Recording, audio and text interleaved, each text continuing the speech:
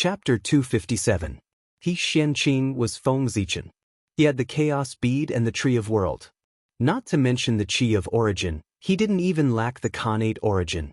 Therefore, the Fate Bottle seemed a little redundant to him. However, the Fate Bottle was a Khanate merit spiritual treasure after all. It had the ability to suppress fate.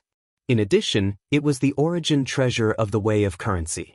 When the Fate Pill became popular in the Eldritch world, it might be able to take another step forward. It would become a superior grade Khanate spiritual treasure or even a supreme grade Khanate spiritual treasure and give birth to a Khanate origin.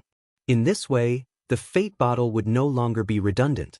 It would be a true auxiliary treasure that could help people break through the Daluo Jinxian. It was rare in the world. The current Fate Bottle could produce 1 Chaos Dao pill, 10,000 Khanate Yin-Yang Fate pills, and 100 million Khanate 5 Elements Fate pills every 1,000 years. It was equivalent to 3 Daluo Jinxian. It was not bad. I'll keep it. It was better than nothing. Even if he couldn't use it, it was not bad to give the Fate pills produced by the Fate Bottle to others as a favor. Putting away the Bottle of Fortune, Xianxia pondered for a moment. Suddenly, he stretched out his hand and grabbed at the void. A terrifying aura burst out, and the strength of a perfected golden immortal was fully displayed. He grabbed tens of thousands of Xiantian Qi from the void. Refine. Xianxia selected a few Khanate Qi from among them. He put them into the Great Path Furnace and refined them according to a special method. Mysterious runes flew out from Xianxia's hands. They kept guiding the Khanate Qi and arranged them into an inexplicable array formation. They gave birth to a strange power and gradually gathered into a ball to form the shape of a pill. That's right, Xianxia was refining pills. The Tao of Pills was created by the Grand Pure One. Because it could help people cultivate, once the Tao of Pills was born, it immediately became popular in the Eldritch world. Everyone learned it. As everyone knew, pills were refined from various Khanate spiritual herbs. It was very troublesome to collect them. Spiritual herbs needed time to grow. Every pill was not easy to come from. And Khanate spiritual herbs, to put it bluntly, were another form of Khanate Qi. Because of this, Xianxia had a bold idea. Since Khanate spiritual herbs could be refined into pills, why couldn't Khanate Qi that had the same nature? That was the reason for the current scene. The 3 pure ones each had their own strengths. The Grand Pure One was the ancestor of the Tao of Pills, and no one in the primordial world could compare to him. The Jade Pure One was a grandmaster of weapon refinement, and no one in the primordial world could compare to him. The Prime Clear One was a grandmaster of array formations, and no one in the primordial world could compare to him. While Xianxia was known as a disciple of the Prime Clear lineage, he was actually taught by the 3 clear lineages. He possessed extraordinary insights into pill refinement, artifact refinement and formations. Otherwise, he would not have made up his mind to create another method besides the traditional alchemy method. It was clear that he had a deep foundation and was full of confidence.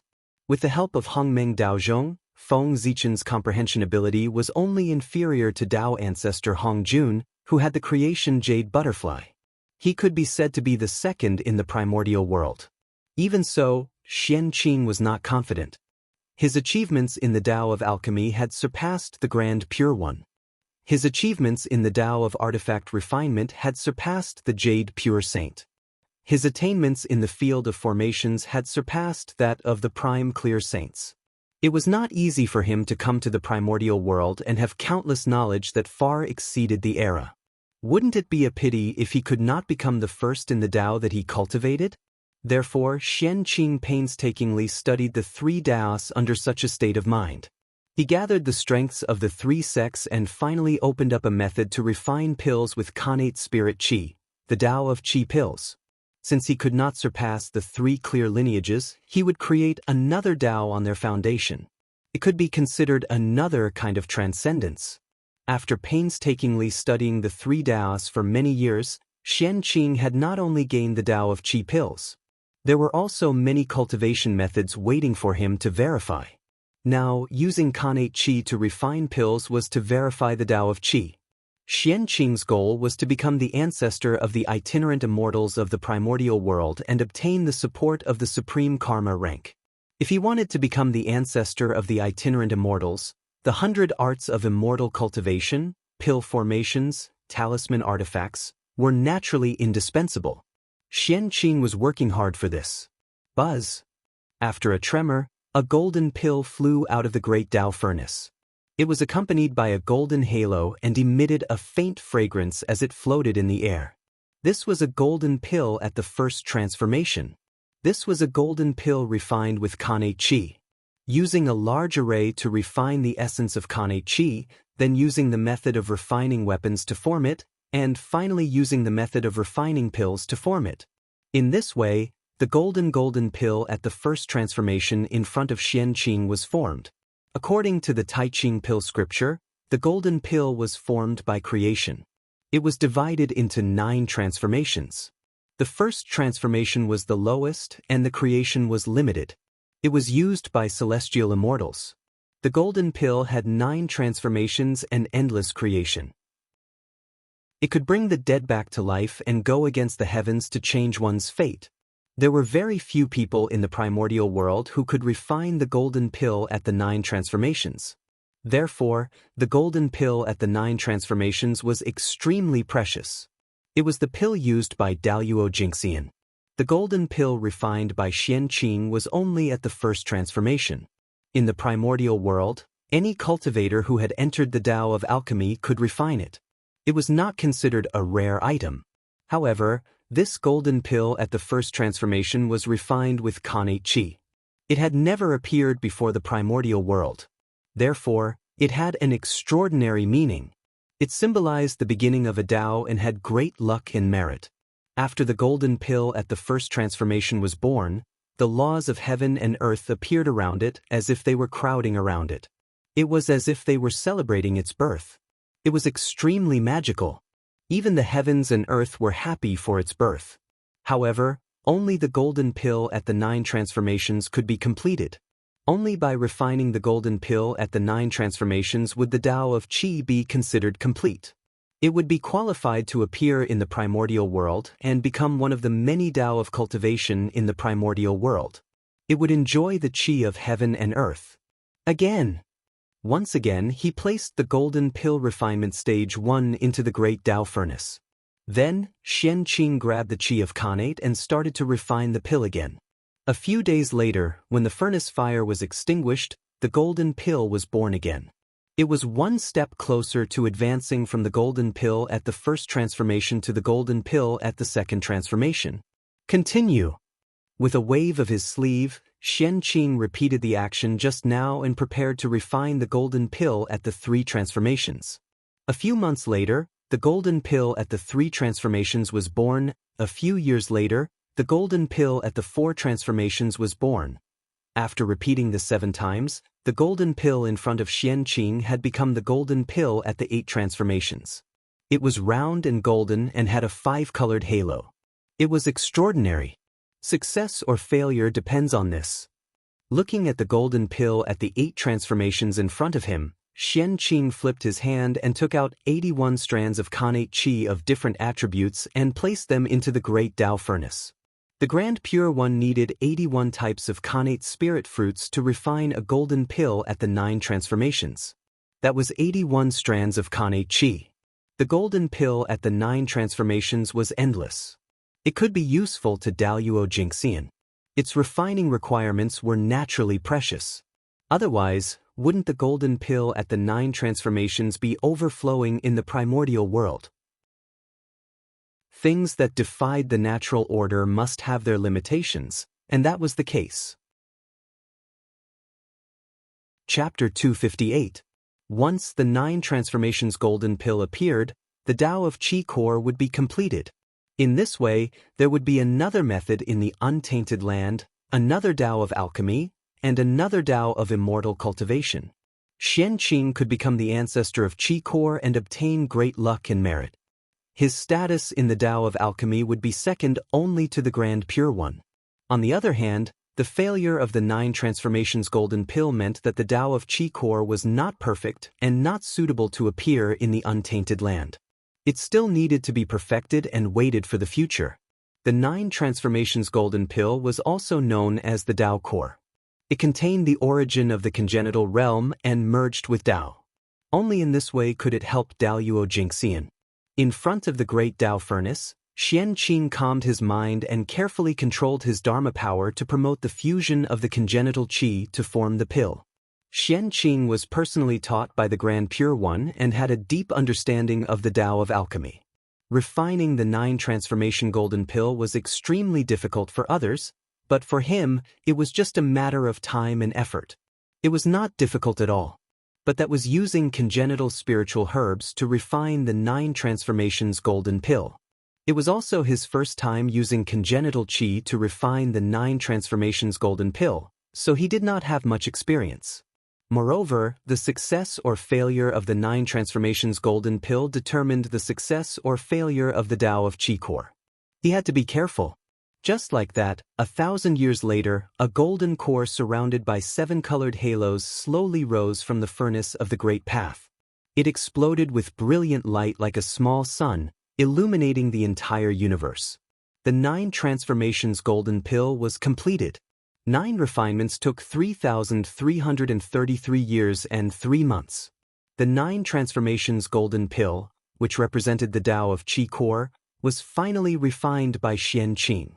There was no need to announce it to the heavens. The moment the 9 Transformations Golden Pill was completed, the Tao of Heaven sensed it and looked down. In just an instant, Xianxia felt that he was enveloped by a great and vast will, and he felt powerless from the bottom of his heart. Under this force, even if he was already a golden immortal, he felt like an ant, and he'd lost all his divine abilities and was completely unable to arouse the thought of resisting. It was the Tao of Heaven. At this moment, Xianxia turned pale. The will of the Tao of Heaven that had just left came again. Because in the untainted land, the only thing that could make Daluo Jingxian feel this way was the Tao of Heaven. Unlike the previous time when the entire untainted land was alarmed, the arrival of the will of the heavenly Tao was completely silent and did not alarm too many people. Aside from Eastern Kunlun's 3 pure ones, Zhu Lin's true body under Qilin Cliff, and Western Kunlun's Queen Mother of the West, who sensed something in Kunlun Mountain, there was nothing else. The others didn't notice anything. The arrival of the will of the heavenly way was completely out of Xianxia's expectations. Although the Tao of Qi Core was extraordinary, it was still a small Tao after all. Its influence on the primordial world was limited. It was far inferior to setting a currency, which had a profound influence on the primordial world. Xianxia originally thought that the heavenly Tao would bestow some merit and luck. He would announce the birth of the Tao of Qi Core to the primordial world, and this matter would end. However, he had never expected that as soon as the Tao of Qi Core was formed, the will of the heavenly axiom would descend and appear near him, looking at him indifferently. This scared him to death. Could it be that there were still secrets about the way of Qi Core that he did not know? For a moment, Xianxia's thoughts ran wild. The feeling of being stared at by the heavenly Tao was not a good feeling. Even Daluo Jingxian did not feel good about it. Xianxia's heart was already in a mess. Otherwise, with Daluo Jingxian's cultivation, his state of mind should be as calm as still water without any ripples. How could he let his thoughts run wild? Thou hast contributed to the primordial world. Thou shalt be rewarded. Just when Xianxia was so nervous that he could not help but ask the heavenly Tao. The will of the heavenly Tao spoke. It was fine if he did not speak, but once he spoke, he wanted to reward Xianxia. Then, under Xianxia's surprised gaze, a purple brilliance surged out from the void and merged into the 36 heavens in his body. Of course, Xianxia recognized that purple brilliance. It was the origin of the heavenly Tao that the heavenly Tao had bestowed to Feng Zichen. The origin of the heavenly Tao entered his body and went all the way up along the first heavens, passing through layers of heavens and directly arriving at the 36th heavens, the supreme heaven, Daluo Heaven. As soon as he arrived at the Daluo Heaven, the origin of the heavenly Tao suddenly dispersed and turned into purple runes. They were endless and merged with the heavenly palace in the middle of the heavens. There, the strongest supernatural power in the 36 heavens was nurtured. Rumble. After the originally illusory heavenly palace merged with the runes formed by the origin of the heavenly Tao, it gradually turned from illusory to real and quickly evolved. Golden stone as the palace, white jade as the stairs, magnificent and magnificent, there were phantoms of 10,000 spirits, dragons, phoenixes, cheilants, all kinds of auspicious beasts, there were all kinds of them. They turned into Tao patterns, vivid and lifelike, imprinted on the walls of the palace. There were rules manifested, surrounding the main hall, crowding him in the center, deducing the principles of the operation of heaven and earth, and endless Tao runes filled the air. This heavenly palace seemed to be at the top of the universe, high and mighty, looking down on everything. At the same time, it seemed to have become the center of heaven and earth, accepting the worship of all living beings in the primordial world.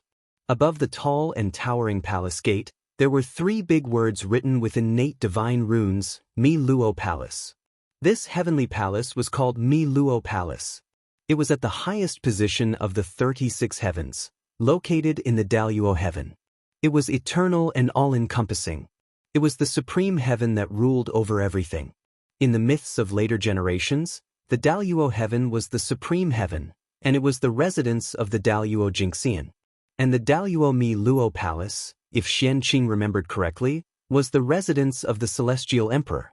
It was the place where he ruled the 6 heavens, and it was also the most honorable place in the primordial universe.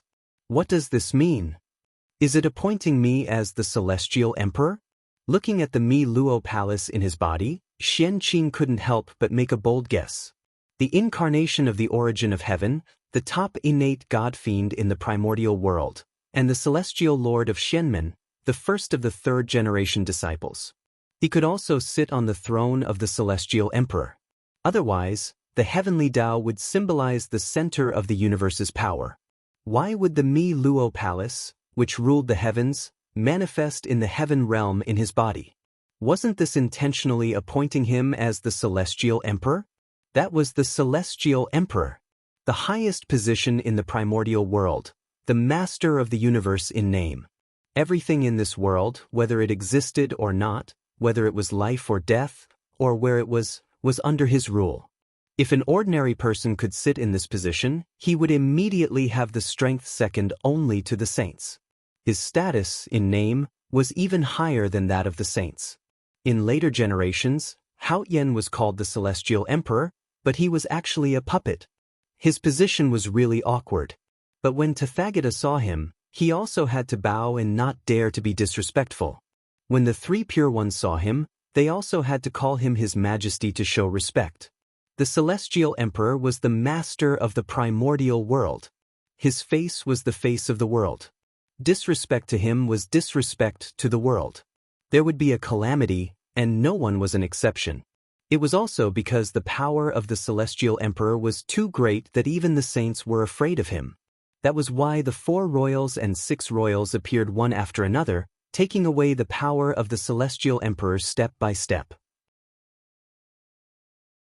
Chapter 259.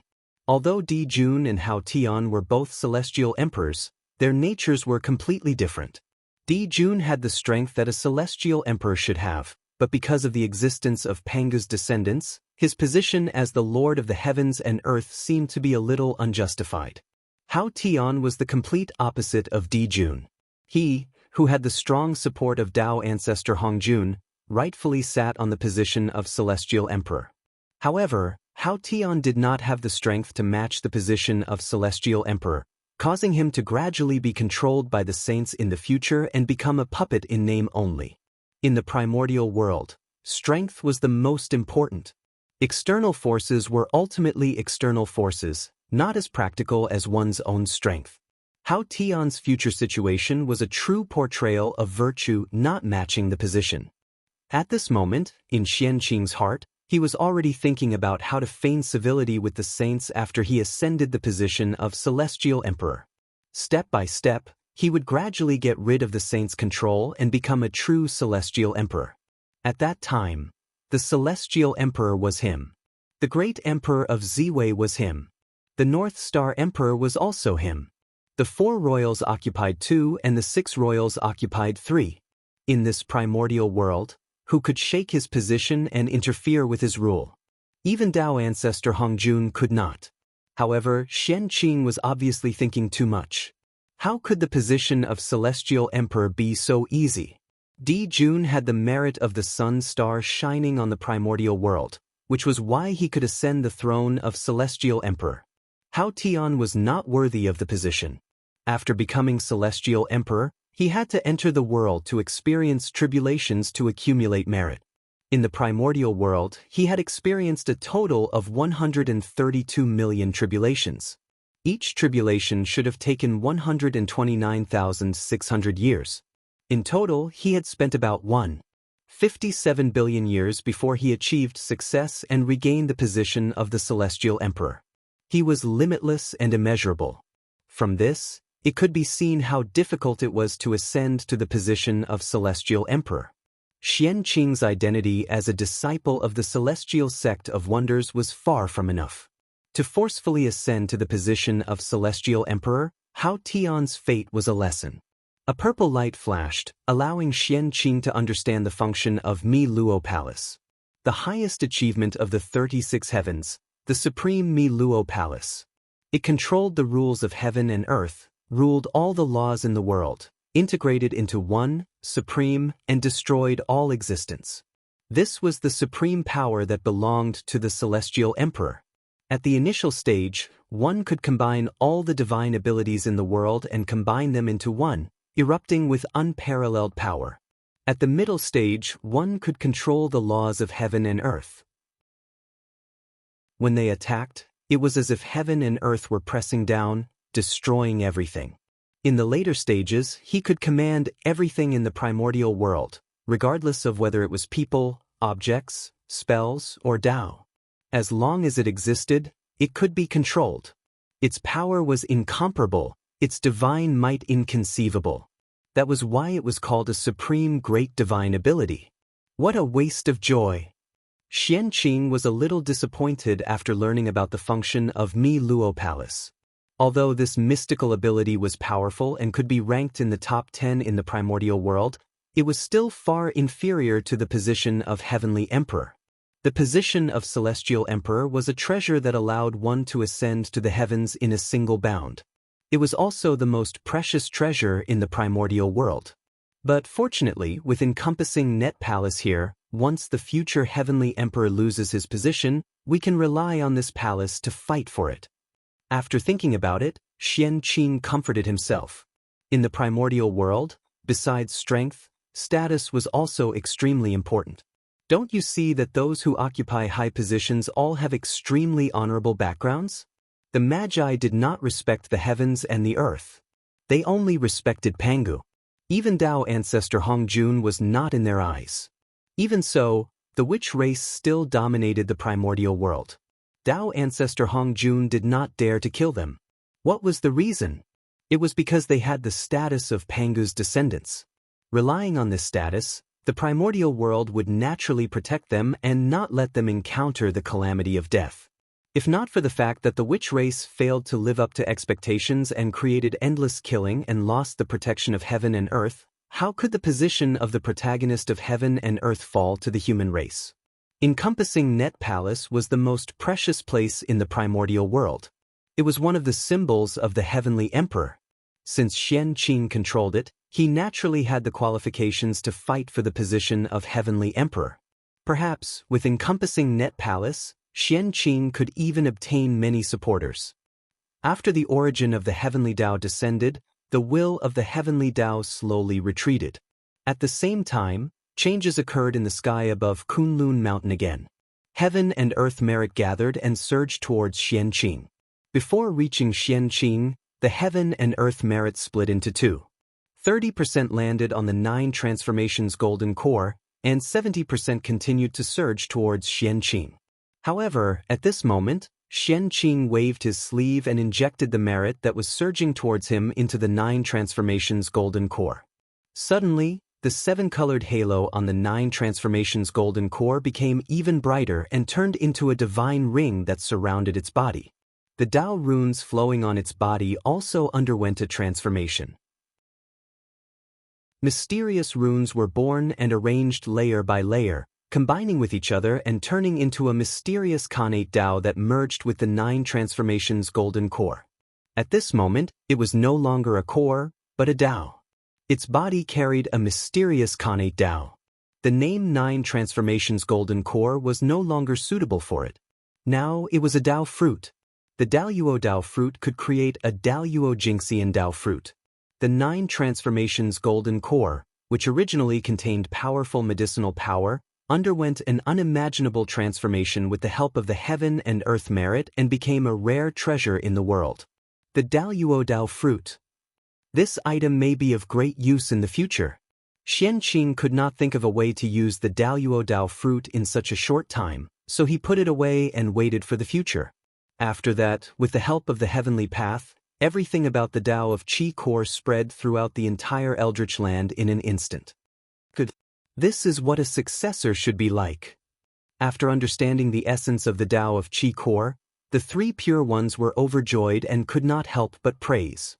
At this moment, Xianxia finally broke free from their influence and walked on his own Dao. His future was limitless and he had the possibility of attaining the Dao of Chaos. How could the 3 pure ones not be happy? If they followed the path of others, although they could progress smoothly and quickly, they would never achieve great things. Only by blazing one's path through brambles and thorns would one be able to walk further and longer. How long has it been? It has only been about 3,000 years since the birth of the creation pill and the establishment of the Eldritch land currency. This Taoist Xianxia has also established the Dao of Qi core. This celestial lord of the Xian sect is really good at causing trouble. 3,000 years was just a blink of an eye for the great divines. But in the blink of an eye, Xianxia had established another Dao, which made them suspicious. Since when did establishing a Dao become so simple? First, there was the sword ancestor, then there was Xianxia. These two are people of great wisdom. I wonder what changes they will bring to the Eldritch land? In just 10,000 years, the Eldritch land had undergone earth-shaking changes. First, there was the birth of the Dao of Sword, then the Dao of Currency, and the Dao of Qi core. The changes were more intense than the previous tens of millions of years. I wonder what the future will be like? At this moment, in the Eldritch land, there was another change. Above Kunlun Mountain, endless merit gathered. Chapter 260. How could this be? What is Taoist Xianxia doing? Why is there no end to it? Looking at the merits above Kunlun Mountain, the great mediums were helpless. In the blink of an eye, the Xianhuang merit had descended 3 times. Could it be that the primordial heavenly path belonged to him? What's going on? Looking at the Xianhuang merit that was surging towards him, Xianxia was a little confused. He did not know where these merits came from. Originally, Xianxia had planned to leave the Xianxing Palace and go to the Jade Void Palace to visit the 3 pure ones and share his joy with them. But who knew that before he could move, boundless merit would suddenly descend from the sky, causing him to be a little surprised for a moment.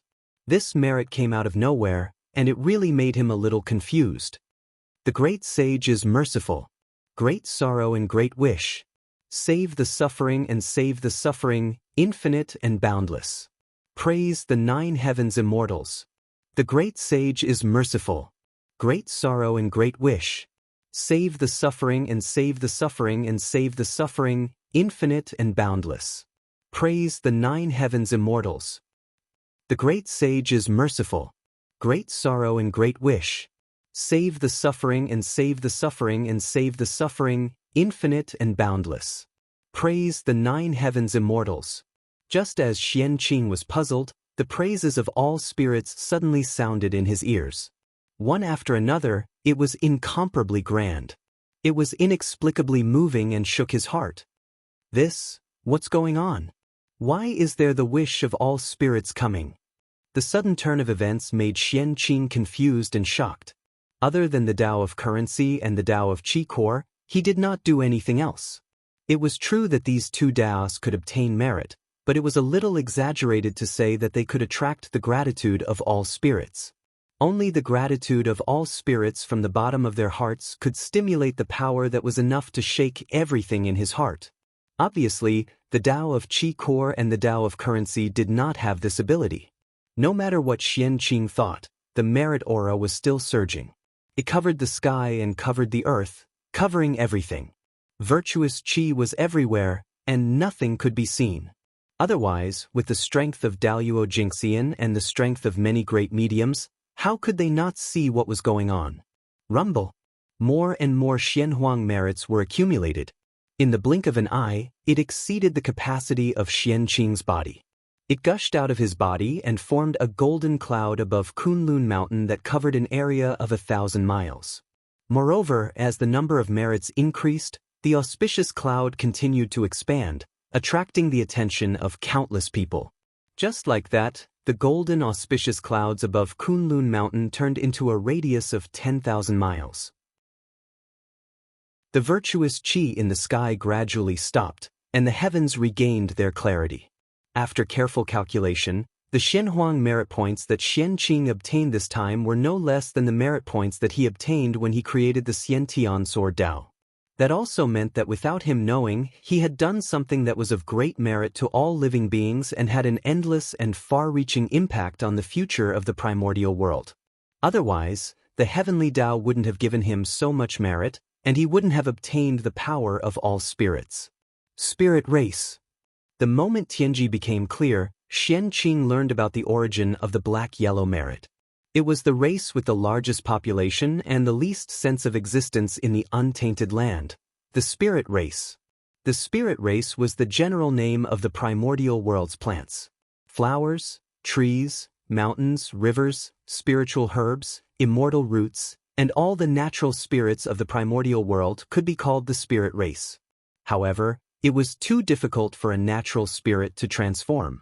Not only did it take a long time, but there were also countless calamities waiting for them. Every natural spirit was an extremely precious spiritual herb.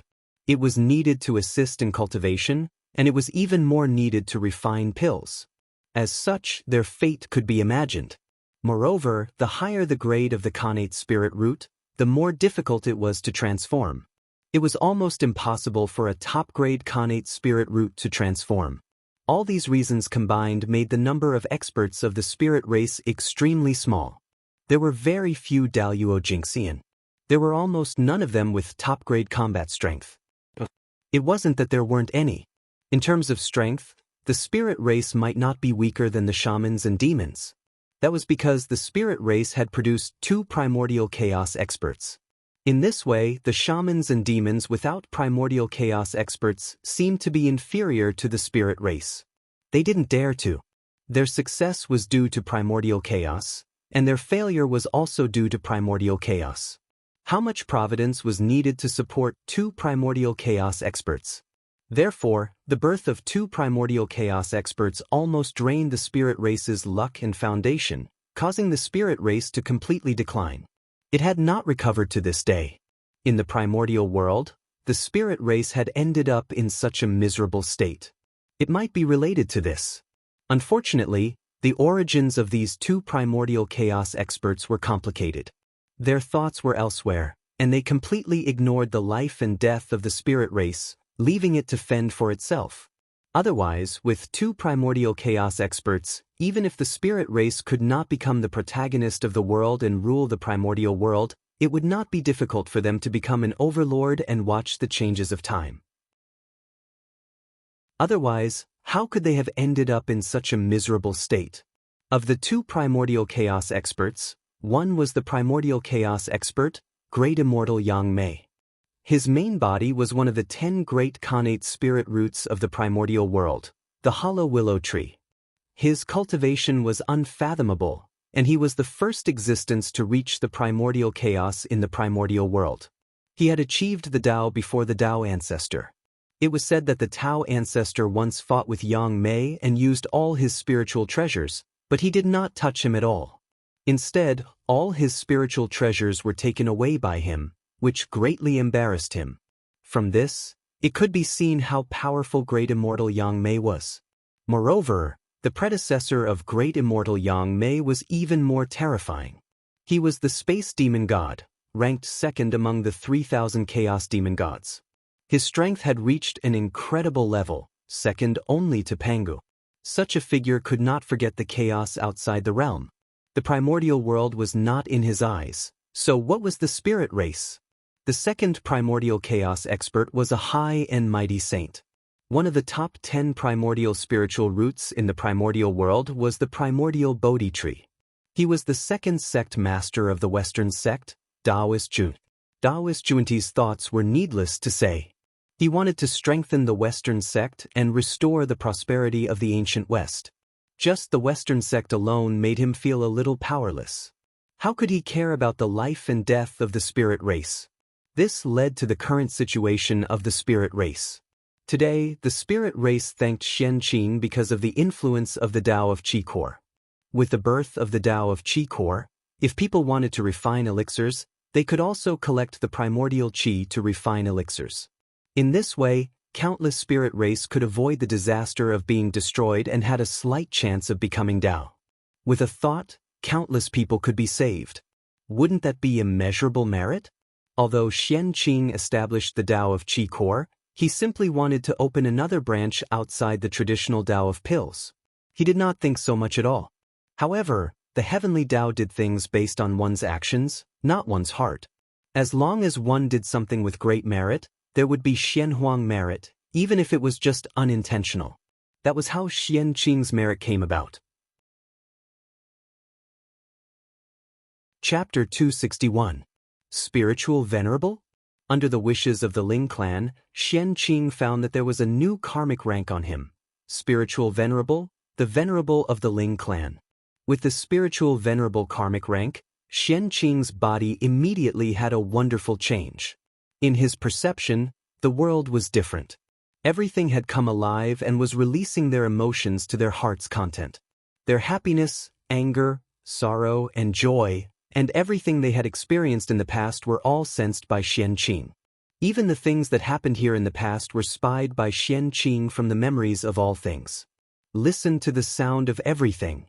This was a gift from the Ling clan, and it was also a supreme magic that only belonged to the spiritual venerable. What does the way of heaven mean? Does it want me to control all kinds of creatures with this karmic rank so that I can become the great emperor of the Eastern Pole? After experiencing the changes in his body, Xianxia thought with some doubts. The great emperor of the Eastern Pole, one of the 6 royals, was the lord of all kinds. He ruled all kinds of creatures and was one of the most honorable beings in the world. Of course, as one of the 6 royals, the power of the great emperor of the Eastern Pole was naturally not so simple. He was also one of the rulers of the underworld and a great saint who saved people from suffering. He had supreme power. However, these had nothing to do with Xianxia now. What he cared about was the meaning of the spiritual venerable karmic rank. Although the great emperor of the Eastern Pole had great power and many authorities, but the lord of all races was the foundation of his existence. And the authority of a spiritual venerable was part of his authority. Therefore, when the great emperor of the Eastern Pole was born, Xianxia, the spiritual venerable, was bound to be restrained by him. Either he was subordinate to him, or he gave up the spiritual venerable karmic rank. There was no third choice. However, Xianxia really didn't like to be subordinate to others. Xianxia was even more unwilling to give up what he got. Therefore, in order to not let himself be wronged, the position of the great emperor of the Eastern Pole was. He was definitely going to be the spiritual venerable karmic rank. In this way, it coincides with my plan to secretly control the heavenly court. With a smile, Xianxia hid the merit on his head and rushed to the Jade Palace. After making so many movements, no matter what, he had to explain it to the 3 pure ones, even though the 3 pure ones already knew everything. Because this was his duty as a disciple. Just as Fengzichen was in seclusion to refine the mortal Tao imperial court and Xianxia was visiting the 3 pure ones, a conspiracy against the shaman and demon races was slowly unfolding. On Mount Meru, Taoist Xuanti's heart stirred. He left the place and rushed towards the East Sea. Meanwhile, in the heavenly court, demon god Defeng was ordered by Dijun to leave the heavenly court and head to the East Sea's valley of Tang to reprimand the 10 demon princes. After the 6 sages attained the Tao, the Eastern Emperor Tai felt that his strength was insufficient. He pushed aside all mundane matters and focused on seclusion on the sun, hoping to step into the primordial chaos Tao realm as soon as possible. As such, the matter of teaching the 10 Golden Crows was naturally put aside. As the celestial emperor, Dijun had to maintain the operation of heaven and earth. He was too busy to find the time to discipline the 10 Golden Crows. In order to give birth to the 10 Golden Crows, Shiha's origin was damaged. She had no choice but to return to the lunar star to recuperate in seclusion. As for Fuxi, Kunpeng, and the demon gods of the heavenly court, they all had important matters to attend to and had no time to teach the 10 Golden Crows. Helpless, Dijun could only leave the 10 Golden Crows to the palace maids.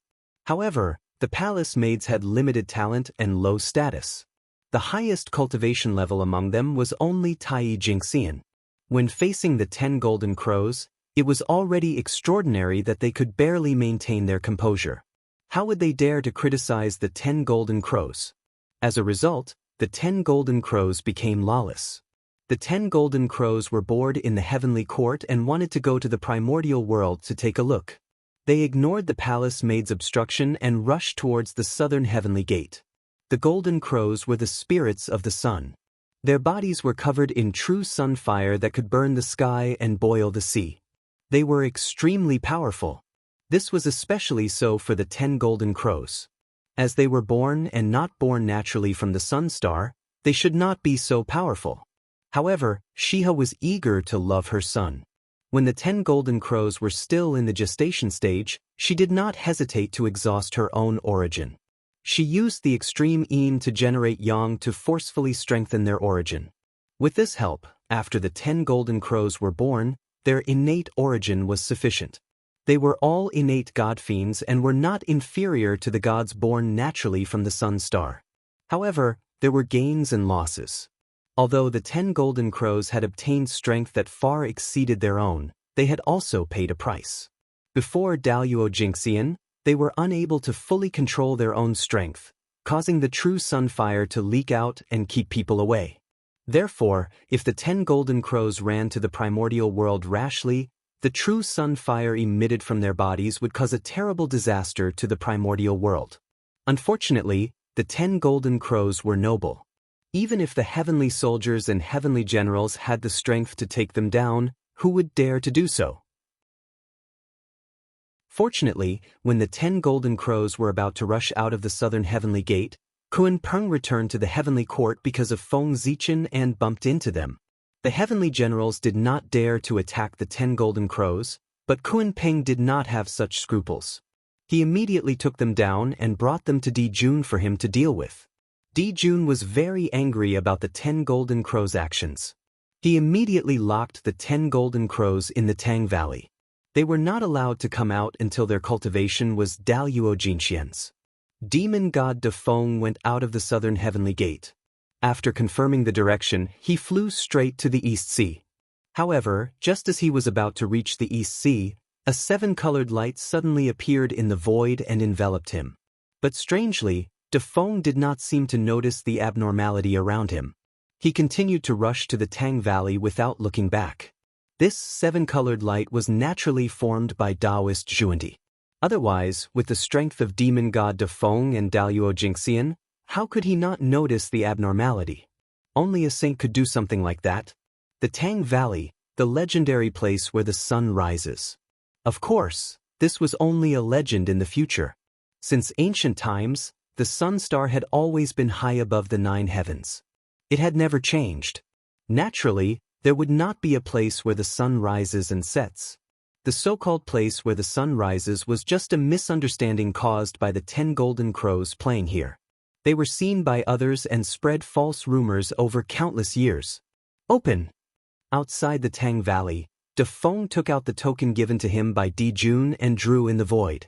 Suddenly, the void was like the surface of the water, undulating. Innate formation patterns appeared and entangled with each other, gradually forming a passage. This formation was called the Halua Formation. It was specially set up by Dijun to prevent the 10 Golden Crows from sneaking out. Walking along the passageway, The first thing that greeted them was a towering mulberry tree that blocked out the sun. This was the largest branch of the innate Fusang tree, one of the 10 great innate spiritual roots of the primordial world. It was cut down by Di Jun and placed in the Tang Valley for the 10 golden crows to rest. Chapter 262. De Feng of the Demon Clan greets the 10 princes. Under the mulberry tree, De Feng bowed slightly and said, "It's De Feng. The demon god De Feng is here. Father sent someone to see us." On the mulberry tree, the 10 golden crows heard the commotion and flew to De Feng, shouting excitedly. "De Feng, did Imperial Father send you here to let us out? Or to bring us back to the heavenly court?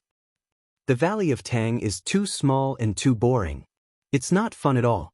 It's far less lively than the heavenly court." The 10 golden crows scrambled to ask as they came to De Feng. Obviously, the time in the Valley of Tang had suffocated them. De Feng shook his head and replied, "His Majesty sent me to urge you to cultivate well and strive to advance to the realm of Daluo Jingxian as soon as possible. It's not to let us out." Hearing this, the big golden crow said with disappointment, his expression full of depression, "A golden immortal of the great firmament. How many years would it take to step into that realm? 100,000 years? 1,000,000 years? How many years had it been since they were born? It had only been a few 100,000 years, not even as old as Feng Zichen. But now, they had to wait bitterly in a small place like the Valley of Tang for tens of millions of years. How could these young golden crows endure this? Father is really too much. We just wanted to go to the primordial world to take a look. We didn't do anything, and he directly locked us in the Valley of Tang, not allowing us to leave this place. This is too much." The 10 golden crows muttered in dissatisfaction. De Feng was speechless. These little ancestors really did not know how many sins they would commit if they went to the primordial world for a tour, and how much karma they would attract. At that time, even if they were the sons of the celestial emperor, they would not be able to escape the calamity of death. No one would be able to save them. "Your Highness, don't say that. His Majesty is doing this for your own good." At this moment, an undetectable 7-colored light suddenly appeared on De Feng's body, causing him to be in a daze. When he came back to his senses, the words that he wanted to describe the pros and cons of the 10 golden crows became words of provocation. The princes are still too young. They do not know the dangers of the primordial world and His Majesty's painstaking efforts. In the untainted land, there is a great evil of the world, the sorcerer tribe. They are extremely ferocious. They feed on us demons and dominate the untainted land. Even His Majesty could do nothing to them. He could only retreat to the heavenly court and use Shouxing as a barrier to resist them. What? How is this possible? We demons have the heavenly courts. Who in the primordial world can compare to us? My uncle is the strongest in the primordial world. He can even suppress a saint. How powerful is the Magi? How can they be above us demons? Before De Feng could finish, the 10 golden crows angrily interrupted him. After all, the 10 golden crows were still young, so Di Jun would naturally not mention the Wu tribe in front of them. As for the palace maids, it was even more impossible for them to talk about the Wu tribe. They would only choose to talk about something nice. Therefore, ever since the 10 golden crows were born, they had been living in the illusion that the demon clan was invincible in the untainted world. Now, they suddenly heard that there was an even more powerful wizard clan above the demon clan. As such, they could not accept it at once. Their mentality exploded on the spot.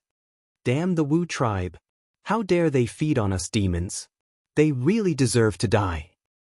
When we come out, we will kill them all and clear the name of our demon clan.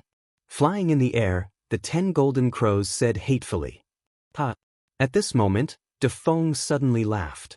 Demon deity De Feng, why are you laughing? Did we say something wrong? De Feng's attitude angered the golden crows and they questioned him. I'm laughing at your highness' naivety. The Wu tribe is powerful. Even His Majesty does not dare to fight with them. Your highness's cultivation is not as good as Daluo Jinxian's. What gives you the confidence to say that you want to destroy the Wu tribe? Aren't you boasting? Under the influence of the seven-colored light, De Feng seemed to have changed into a different person. He said all kinds of outrageous words in the air, constantly provoking the 10 golden crows. De Feng, how dare you? Do you know what you're saying? With the arrogant temperament of the 10 golden crows, they could not stand De Feng's mockery. They immediately shouted at him, their eyes sharp and full of killing intent. If it were not for his identity as a demon deity, they would have torn him to pieces on the spot. There was no doubt that the 10 golden crows had the ability to kill Daluo Jingxian. As the sons of Di Jun, they had many magic treasures and countless trump cards. There was no lack of means to kill Daluo. You can't stand it? Then do you know why His Majesty has locked you up here? It's because the Wu tribe has spread the word that they want to capture you as snacks. His Majesty is afraid and has to hide you in the Valley of Tang to prevent any accidents from happening to you.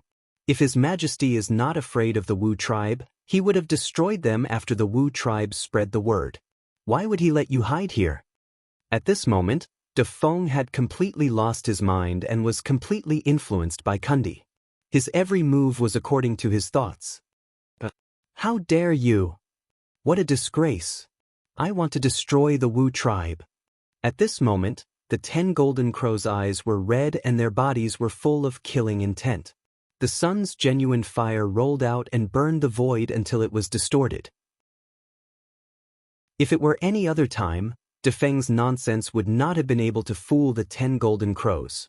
However, with Kundi present, De Feng was not the only one who was bewitched. The strength of the 10 golden crows was only Tai Jingxian. It was much easier for Kundi to play with their minds than for De Feng. Let's go out and have a look. Let's see what the Wu tribe is capable of.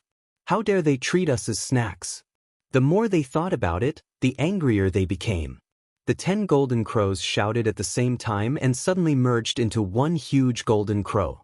This was the divine sense of the 10 golden crows. As they were of the same origin, they could merge into one and temporarily raise their strength to a higher level. In other words, this huge golden crow had the strength of Daluo Jingxian. With a long caw, the golden crow moved and suddenly came in front of De Feng. It snatched Di Jun's token from his hand, opened the formation, and left the Valley of Tang. It flew straight to the untainted land. Oh no! This is a disaster. As the 10 golden crows left, De Feng felt a strong sense of danger and recovered a trace of clarity. At this moment he could not care less and hurriedly chased after the 10 golden crows. After all, De Feng was too influenced by Kundi and lost his former wisdom. Otherwise, he would have returned to the heavenly court and asked Di Jun for help instead of chasing after the 10 golden crows. However, the golden crow left the Valley of Tang and directly turned into a long rainbow, disappearing in the blink of an eye. The rainbow transformation technique was the divine sense of the golden crows.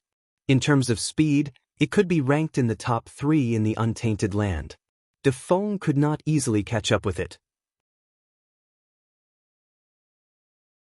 Chapter 263. Tai, the poor way of the past made me lose face. Today, the poor way will give you retribution. Your Golden Crow clan will have no descendants. After De Feng left, Taoist Zhuanti's figure slowly appeared in the void. When he received Zhuanti to become a saint, it should have been the most glorious moment of his life. However, they were humiliated by Donghuang Tai and achieved his supreme reputation. He was completely reduced to the background. At that time, Taoist Zhuanti secretly swore to give Donghuang Tai retribution. Now, retribution had come. In this world, what was more painful than the tragic death of one's family and the destruction of one's life's efforts? Kill the golden crows and destroy the demon race. This was what Zhuanti did. Above the East Sea, a golden rainbow flew away. Wherever it passed, the seawater evaporated, and the aquatic creatures turned into ashes.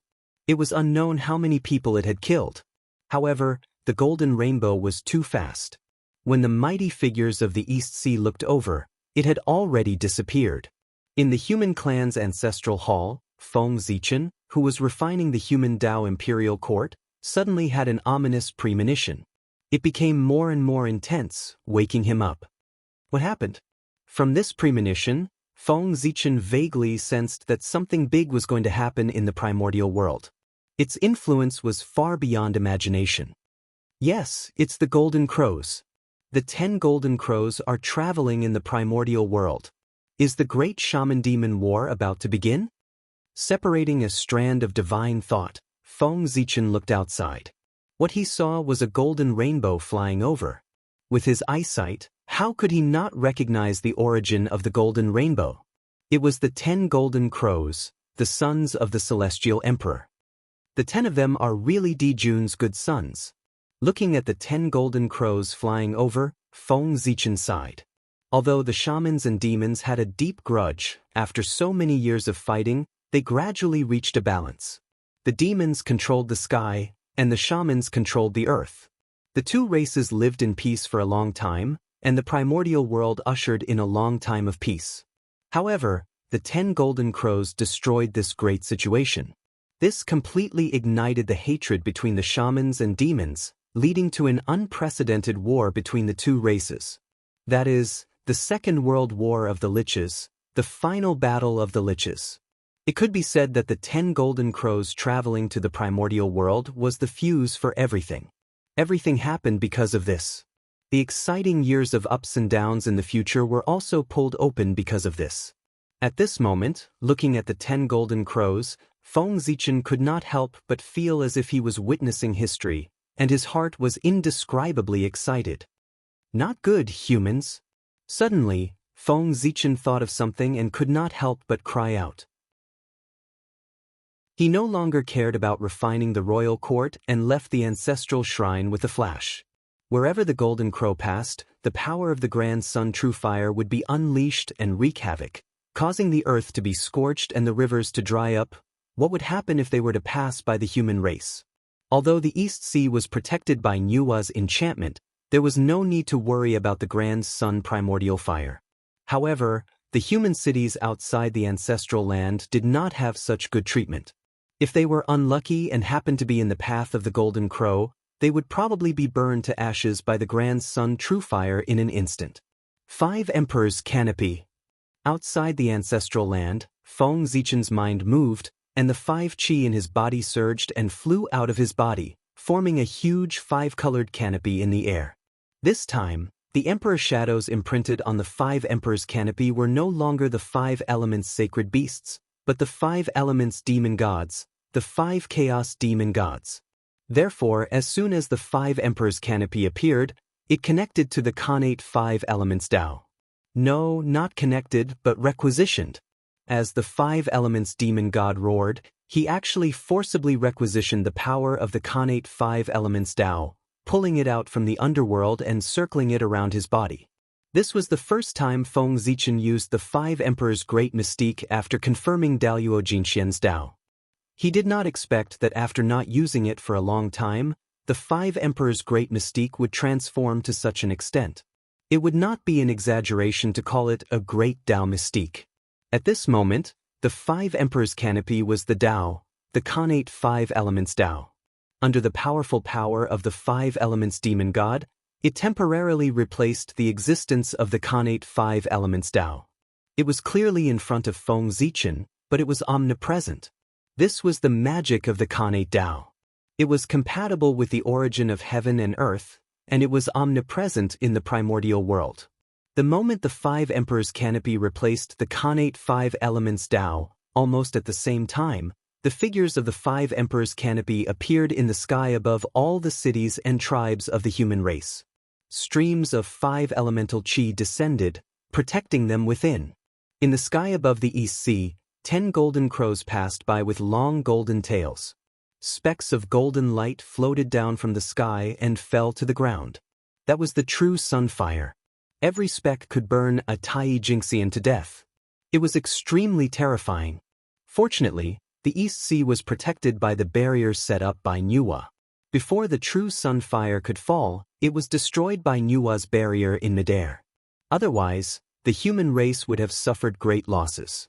The other territories of the human race were protected by the 5 Emperors Canopy, so they did not need to worry about the true sunfire. All the humans outside, listen to my order. From now on, rush back to the ancestral land. No mistakes. Seeing the 10 golden crows leave, Feng Zichen gave the order. Next would be the fall of the golden crows and the war between the liches and the demons. That was a war that would affect the entire primordial world. If they stayed outside, wouldn't they be courting death? The 10 golden crows flew all the way, completely ignoring the lives of the people on the way. Their rationality was blinded by anger, and there was only one thought in their mind. Kill all the sorcerer tribe. Kill. Ah, how satisfying. How can the sorcerer tribe compete with us demons? With such strength, how dare they say that they are going to treat us as snacks? How ridiculous! In a certain sorcerer tribe, the 10 golden crows looked at the sorcerer tribe struggling in the true sunfire and laughed wildly. Their words were full of contempt. However, they, who had been bewitched by Kundi, did not know that they had the power of a golden immortal of the great all-embracing heaven, while the Wu tribe below them was just a group of primordial unity golden immortals. Bullying the weak, Daluo Jingxian killed Tai Jingxian. What was there to be proud of? Seeing that the sorcerer tribe was so weak, the 10 golden crows became more confident. They continued to fly forward, looking for new sorcerer tribes and repeating their actions. In this way, the 10 golden crows relied on the power of Daluo Jingxian to run amok and destroy more than a dozen sorcerer tribes. The 10 golden crows' wild actions naturally attracted the attention of the sorcerer tribe experts. How dare you bully my people, feathered beast? Take my staff. Just as the 10 golden crows were looking for the sorcerer tribes, a huge peach staff suddenly appeared in the void and struck towards them. It was the great sorcerer of the Hood tribe, Quoth. How dare you, barbarian? How dare you humiliate me like this? Hearing the words, feathered beast, the 10 golden crows' eyes instantly turned red. Terrifying killing intent filled the air, and the true sunfire swept out to meet the peach staff. Chapter 264. Rumble. Terrifying power spread out, shattering the void and causing pitch-black cracks to appear. Quafu was not the real Daluo Jingxian, so the 10 golden crows were no match for him. The mahogany staff smashed the primordial fire of the sun and hit the 10 golden crows. With a bang, the giant golden crows shattered and turned back into 10 golden crows. Hiss! This barbarian is so powerful. Brothers, set up the formation. In the sky, the 10 golden crows knew that their opponent was far more powerful than them. He was the most powerful enemy they had ever met. Without hesitation, they used their most powerful means.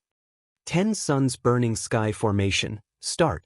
With a roar, the 10 golden crows flapped their wings and formed an inexplicable formation in the sky. They attracted the power of the sun and enveloped Quafu. The 10 suns burning sky formation was a congenital formation created by Di Jun and Fushi for the 10 golden crows. Once the formation was activated, it could attract the power of the sun to burn the sky and boil the sea, destroying the world. Even if Daluo Jingxian fell into the formation, he would be in danger of being burned if he could not escape in time. However, Quafu was different. As a grand wizard and a descendant of Pangu, Daluo Jingxian was no match for him. You are courting death. You are the son of the celestial emperor, the elves of the sun, and born gods. Instead of benefiting the untainted land, you have killed hundreds of millions of creatures here. You deserve to die. Quafu shook his body and showed his true form of a grand wizard. Standing on the ground, his power was endless. No matter how fierce the primordial fire of the sun was, it could not hurt him at all. However, the 10 suns burning sky formation was really powerful. Although it could not hurt Quafu, it trapped him firmly in the formation. He could not break free and hurt the 10 golden crows. You have committed such a big crime. Everyone in the untainted land has the right to kill you. Your father's face has been completely disgraced by you. Trapped in the formation, Quafu used all his means but could not break free. He could not help but curse the 10 golden crows in the sky. Barbarian of the wizard tribe, you. At this moment, the 10 golden crows understood that they had made a huge mistake. Therefore, he was speechless in the face of Kwafu's accusation. Brothers, kill him. Let's join forces to kill this barbarian of the shaman race before returning to the heavenly court to ask for Father's forgiveness. With Imperial Father's ability, he will definitely be able to solve this problem for us. Now that things had come to this, there was no point in regretting. Now, even if the 10 gold crows wanted to leave, Kwafu would not agree. He would definitely kill them here to avenge the dead Wu tribesmen. Alright, let's kill him first. This shaman barbarian's words are so unpleasant to hear. Killing him will help us vent our anger. Having made up their minds, the 10 golden crows opened their mouths and spat out their innate origin, activating the 10 suns burning sky formation with all their might. This caused the formation's operation to speed up, causing it to undergo many changes. Boom, boom, boom. Inside the matrix, the primordial fire of the sun surged even more violently. The horrifying power spread out, igniting the void and turning it into a destructive storm, burning toward Kwafu. In that instant, nothing existed anymore, everything burned into nothingness. Ha! Good timing! While laughing, Kwafu stomped the ground hard. Instantly, the mountains and rivers within hundreds of millions of miles trembled together. Magnificent and heavy power gathered together, forming a yellow light curtain around Kwafu, blocking the raging primordial fire of the sun. The 10 gold crows were not surprised that the primordial fire of the sun could not hurt Kwafu. After all, he was Daluo Jinxian. It would be strange if they could kill him so easily. A golden mirror appeared in the middle of the formation, shining like the sun. Driven by the 10 golden crows, it shot out beams of divine light of the sun toward Kwafu.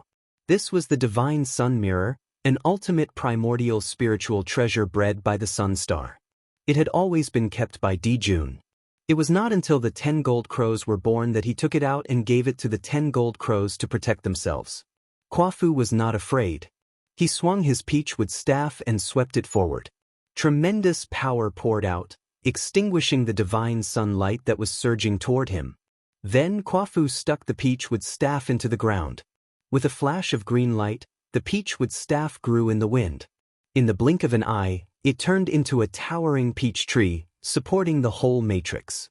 Its roots danced and took root in the primordial fire of the sun, absorbing its power and weakening the matrix. Unfortunately, although Kwafu's idea was good, the 10 suns burning sky matrix was supported by the sun star, and its power was endless. No matter how much power the peachwood staff absorbed, it could not shake its foundation. For a moment, the two sides were in a stalemate. Brother, this blockhead is so strong. His power is connected to the ley lines of the earth. Standing on the ground, he is invincible. If this continues, I'm afraid we'll be exhausted to death by him. Kwafu was Daluo Jinxian, so he had the confidence to continue. But the 10 gold crows were not. When their power was exhausted, they would not be able to maintain the matrix. When the matrix was exhausted, their death would come. Therefore, seeing the situation in a stalemate, the gold crows could not help but panic. We can't go on like this. Since the barbarian is connected to the ground, let's drag him into the air. Let's see if he dies. Suddenly, the youngest gold crow suggested. But, that's a good idea. Little 10, you are so smart. When the other 9 gold crows heard that, they all thought that it was a good idea and praised the youngest gold crow. Then, they used their strength together to drive the 10 suns burning sky matrix. They swept up tens of thousands of feet of flames and flew up with Kwafu, trying to drag him into the air. However, trapping Kwafu was already the limit of the 10 suns burning sky matrix. It was impossible to lift him up. Moreover, the body of a wizard contained a large amount of connate turbid chi. It was extremely heavy and could not be moved easily. Therefore, the 10 gold crows used all their strength and their faces turned red, but they could not drag Kwafu at all. Ha! You little birds want to pull me up? Ridiculous! Do you really think you are Dijuntai? You've completely disgraced your father and uncle. At this moment, Kwafu also felt that something was wrong. His words were extremely sharp, and he was very different from his honest appearance before. Obviously, Kwafu also fell into the trap. Compared to the demon race, it was easier to control the wizard race. At this moment, the 10 gold crows were about to go crazy. The true sun fire on their bodies whooshed out, and they wanted to swallow Kwafu alive. "How dare you, wizard race? Don't you dare hurt our prince." Seeing that it was almost time, Zhuanti finally let De Feng find this place. "Prince, don't worry. I'm coming." Seeing that the situation was critical, De Feng did not have time to chat. He hurriedly used his magic and blew a gust of wind toward Kwafu in the matrix. Great Gale was an innate god born from the innate wind origin. In the Tao of Wind, Great Gale had extraordinary achievements. Chapter 265. The 10 golden crows could not move Kwafu. The 9 heavens astral wind whizzed out and turned into a whirlwind. It wrapped Kwafu up and lifted him into the air. Oh no! Kwafu knew something was wrong when he saw himself leaving the ground. He quickly recalled his peachwood staff and swung it forward with all his strength. The Wu tribe had the best physical body in the primitive world. Naturally, their strength was also the best. Under Kwafu's staff, the void shattered, the 5 elements were destroyed, and yin and yang ceased to exist. Earth, fire, water, and wind intertwined. The destructive aura surged and shattered the 9 heavens astral wind. However, how could the 10 golden crows let Kwafu return to the ground when they finally lifted him up? Seizing the opportunity, the 10 golden crows activated the divine sun mirror and hit the ground. Without Kwafu's suppression, how could the surrounding mountains and rivers resist the power of the golden crows? In an instant, tens of thousands of miles of mountains and rivers were turned into ashes. Without the support of the earth, Kwafu's strength fell sharply. He could no longer resist the surging sun primordial fire. In just a moment, his body was burned black. He was in a sorry state. After all, he was Daluo Jingxian. How could he die so easily? The sun primordial fire only damaged Kwafu's physical body. It could not hurt him at all. It was far from enough to kill him. Barbarian of the Wu tribe, how dare you be so arrogant? Seeing Kwafu's sorry state, the 10 golden crows were very proud. They turned to De Feng and said, "De Feng, stop this barbarian so that we can use our secret treasures to kill him." As the sons of the celestial emperor, the 10 golden crows were not short of treasures. However, they were obsessed with Kundi and did not think about it. Now that they had calmed down, they thought about their own treasures. But De Feng took out a long green banner and waved it at Kwafu. The long banner was called the Innate Wind Banner. It was De Feng's spiritual treasure.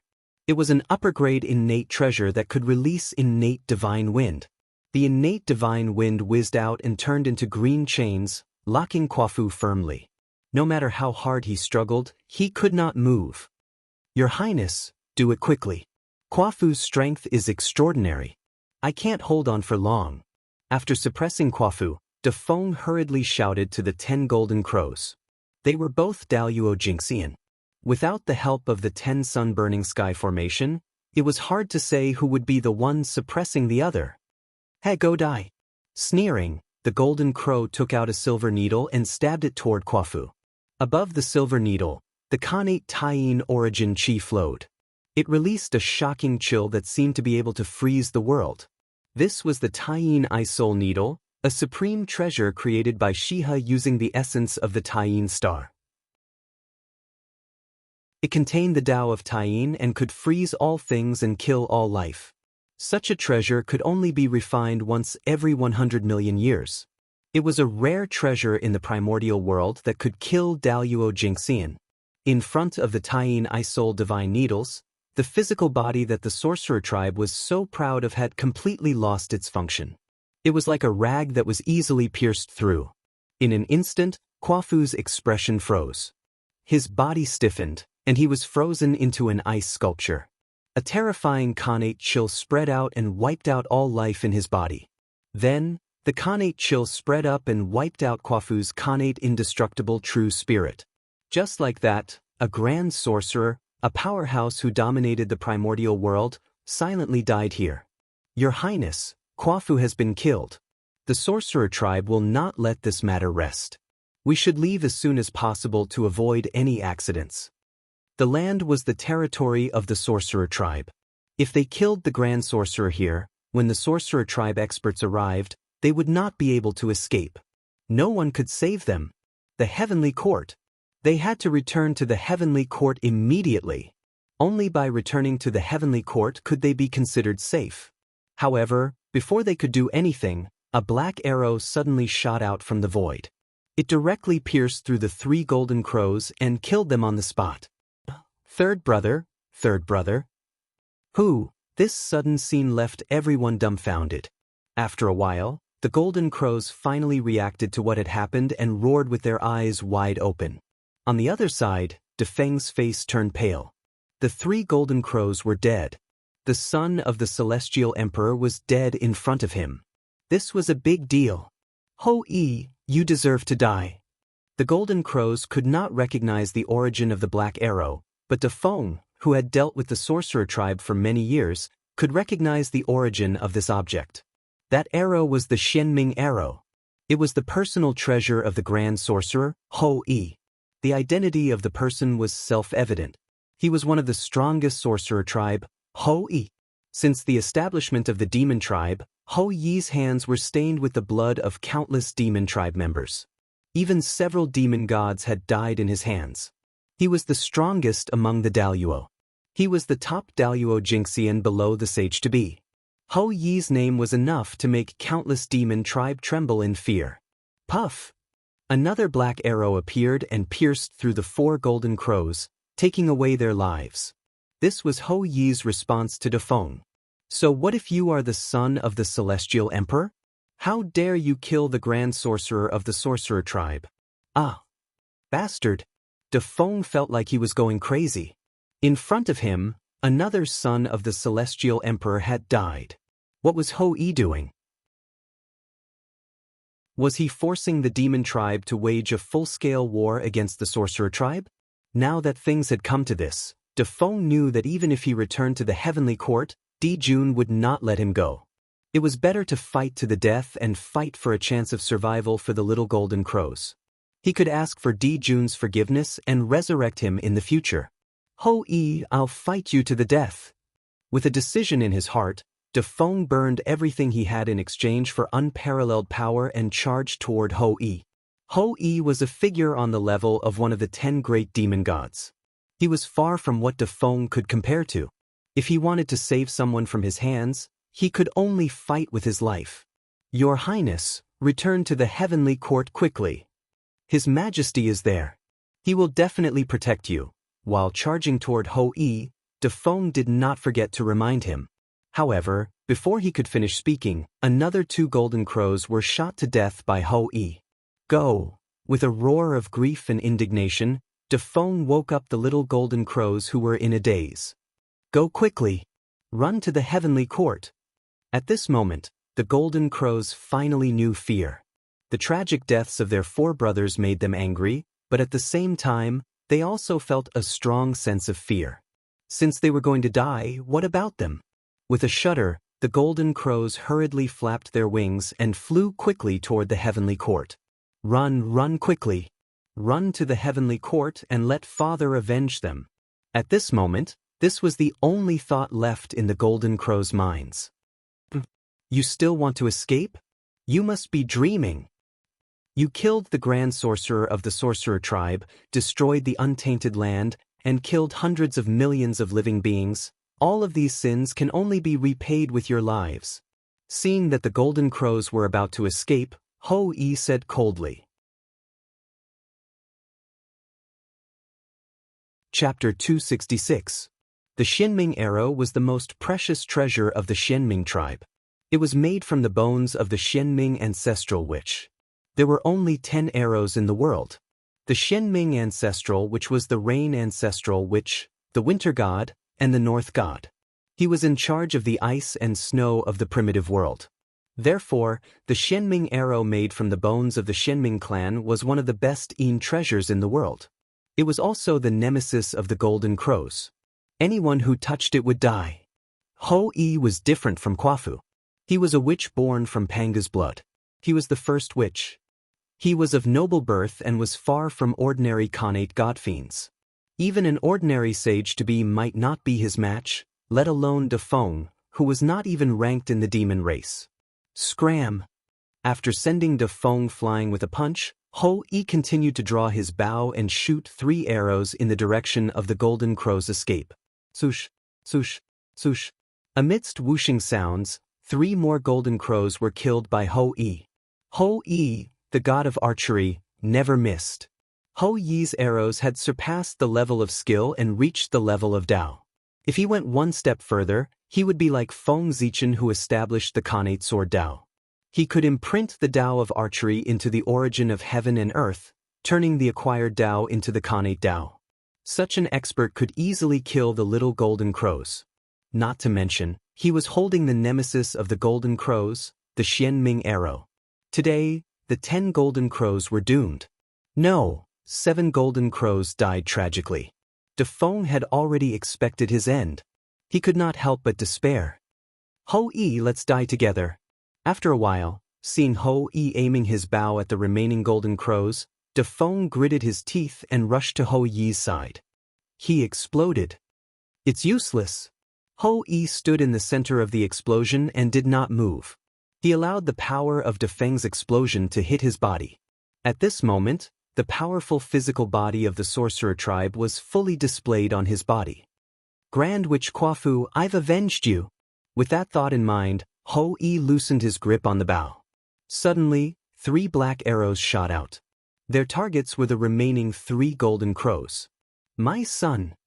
In the numinous sky hall, Dijun suddenly screamed and vomited a mouthful of blood. Then, under the panicked gazes of the demons in the hall, he suddenly disappeared. The 10 Golden Crows had accidents one after another. The secrets of heaven that had been concealed by Zhuan-Ti could no longer be hidden from Dijun's perception and were detected by him. That was why the current scene was happening. The Xianming arrow was extremely fast. A black light flashed by and the 2 Golden Crows died on the spot. Second brother.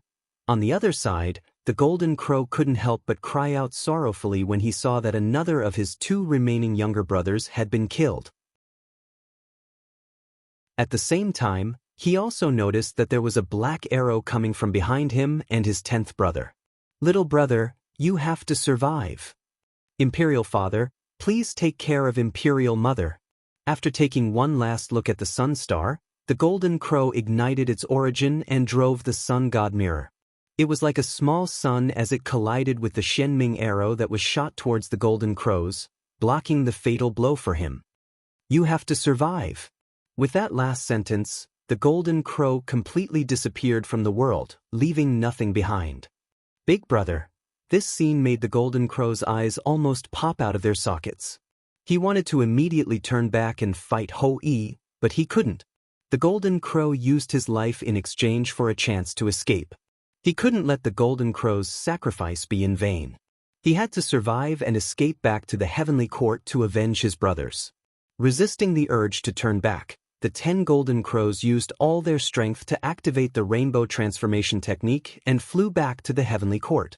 He was afraid that once he turned back, he couldn't help but fight Ho-yi to the death. This Golden Crow is quite decisive. However, he still has to die. Ho-yi called back the Xianming arrow, drew the longbow, and shot an arrow. Let's see who can save you this time, Ho-yi said as he put down the Ho-yi bow. My life is over. Under this arrow, the 10 Golden Crows only felt that no matter where they were, they couldn't dodge this arrow. There was really no escape and no way to avoid it. The shadow of death uncontrollably crept into their hearts. And just as the Xianming arrow was about to hit the 10 Golden Crows, a golden figure suddenly appeared in front of the 10 Golden Crows and grabbed the Xianming arrow. At the critical moment, Dijun finally arrived. In the end, the 10 Golden Crows weren't fated to die. With the protection of the Sun Star, even though the Golden Crows had killed so many people, they still had a chance to live. The 10 Golden Crows, 9 out of 10, just happened to meet their fate and meet the will of the heavens. My poor children. Looking at the 8 Golden Crow corpses on the ground, Jun seemed to be crying and laughing at the same time. He was clearly extremely sad. Wah!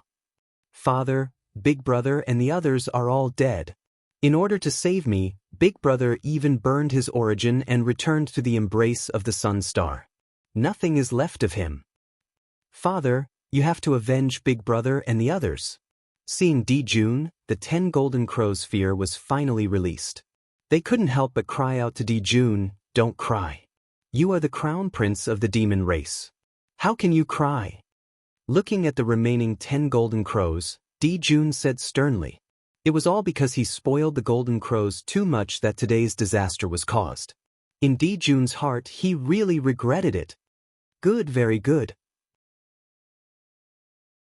Grand Magus of the wizard race, archer god of the primordial world, you are really very good.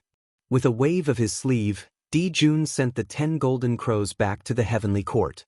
He turned his head and said to Hou-Yi. At the same time, he exerted a little strength in his hand and crushed the Shenming arrow into pieces. "I don't deserve such praise from your majesty. I am just eliminating evil for the primordial world." Since Jun appeared, Hou-Yi's body couldn't help but tense up. It was as if he had met the great Tao, and a great sense of fear arose in his heart. However, the pride of the wizard race didn't allow him to bow down to the enemy. Even if he died, he would die standing. Therefore, he sneered at Jun, "Your majesty didn't teach your son well, so that the emperor's son created chaos in the primordial world and killed hundreds of millions of creatures. I wonder how your majesty is going to explain to the living beings in the primordial world? I killed a great evil in the primordial world and saved the people from the fire.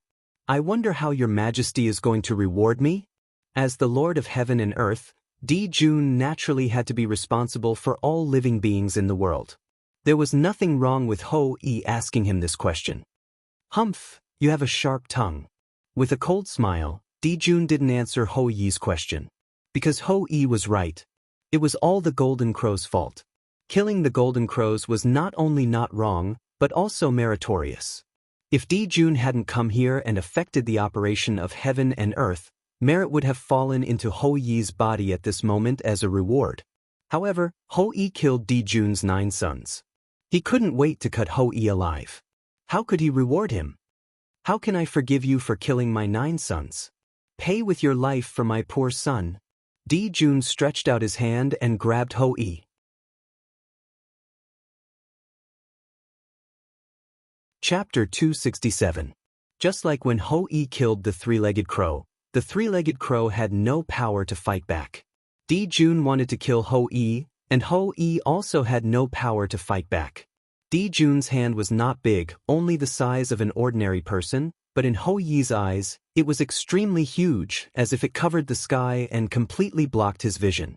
In his eyes, there was nothing but Jun's palm. Fear, incomparable fear.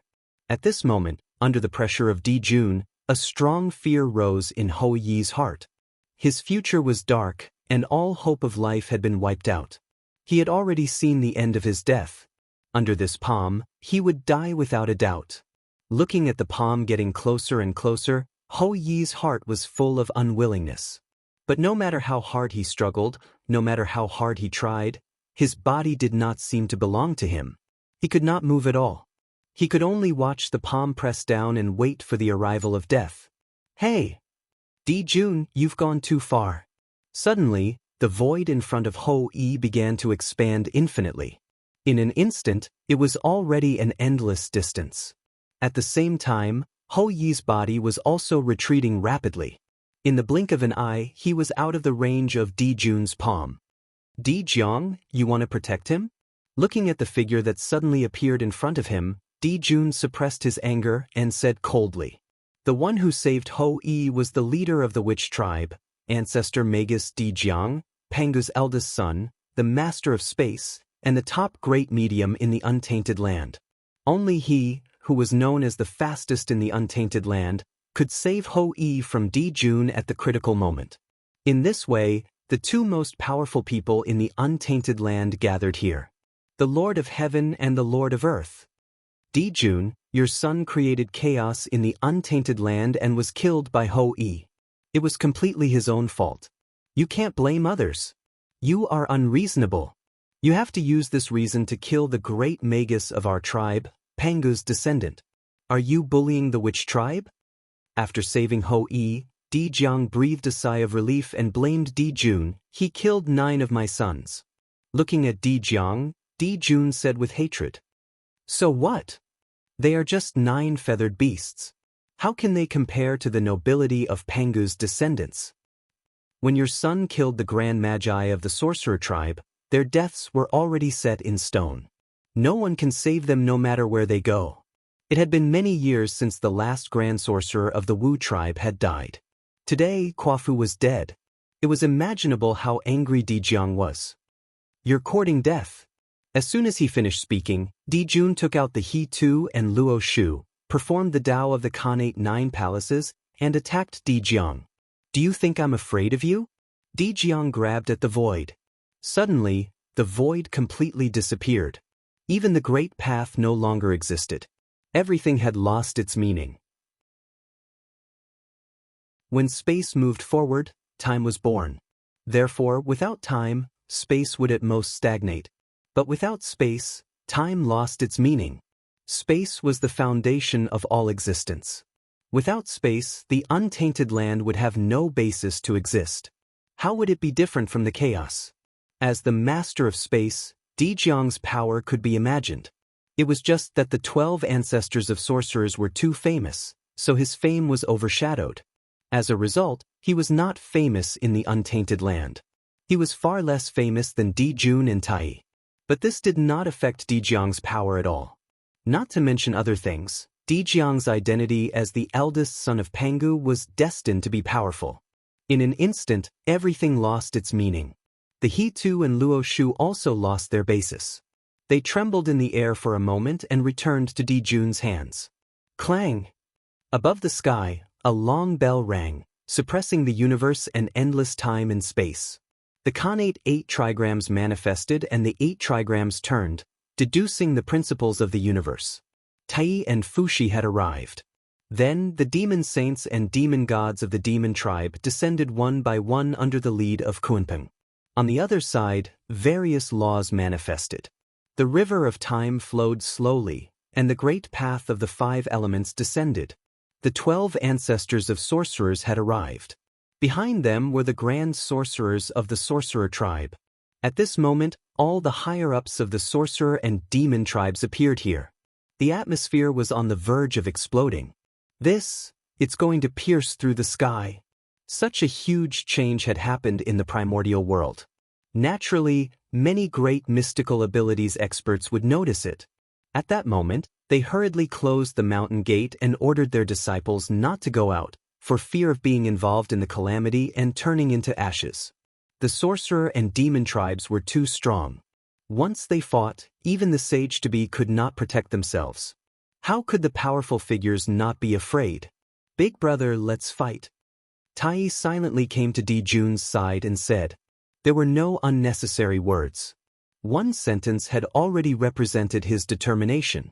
Apart from Di Jun and Shi He, the Donghuang Tai was the most sad about the death of the Golden Crow. He had regarded the little Golden Crows as his successors. But they had died in the hands of the sorcerer tribe.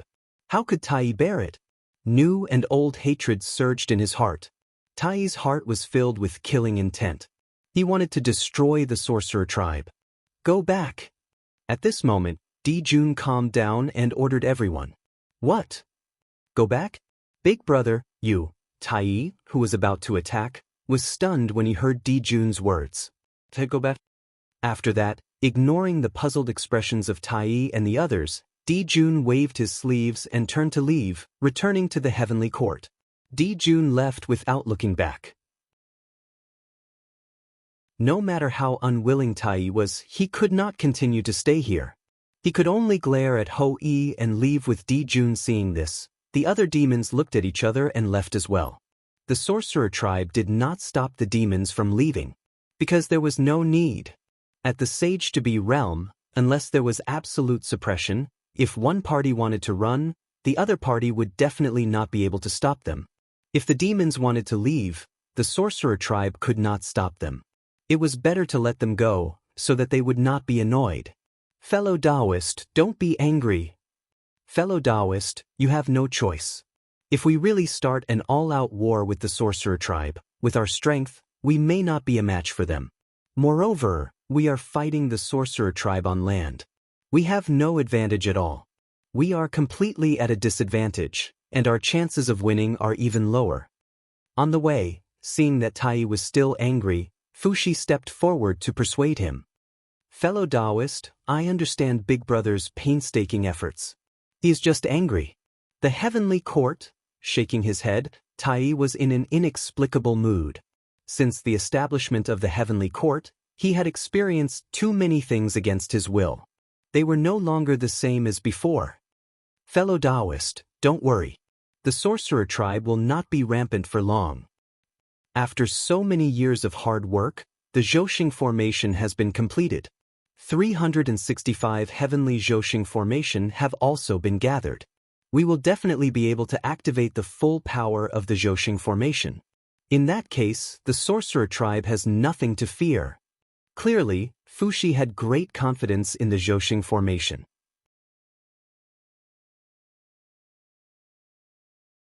Chapter 268. The Zhouxing formation could be said to be Fuxi's life's work. He had poured everything he had into it. Among the demons, no one could compare to him in the study of the Zhouxing formation. This was because the Zhouxing formation was deduced by him and Di Jun through the combination of Zhouxing. However, in terms of the Tao of deduction, Di Jun could not compare to Fuxi. Therefore, the main body of the entire Zhouxing formation was created by Fuxi. Di Jun only played the role of filling in the gaps. Fuxi's ability to comprehend the Khanate 8 trigrams had something to do with this experience. Exploring the secrets of the Zhouxing formation had allowed him to gain too much. These were the principles of the great Tao that could be used for a lifetime. It was with these gains that Fuxi had accumulated far more than his peers. Only then could he understand the principles of the universe and comprehend the Khanate 8 trigrams. In Fuxi's heart, the Zhouxing formation was the #1 formation in the primordial world. Its power was endless.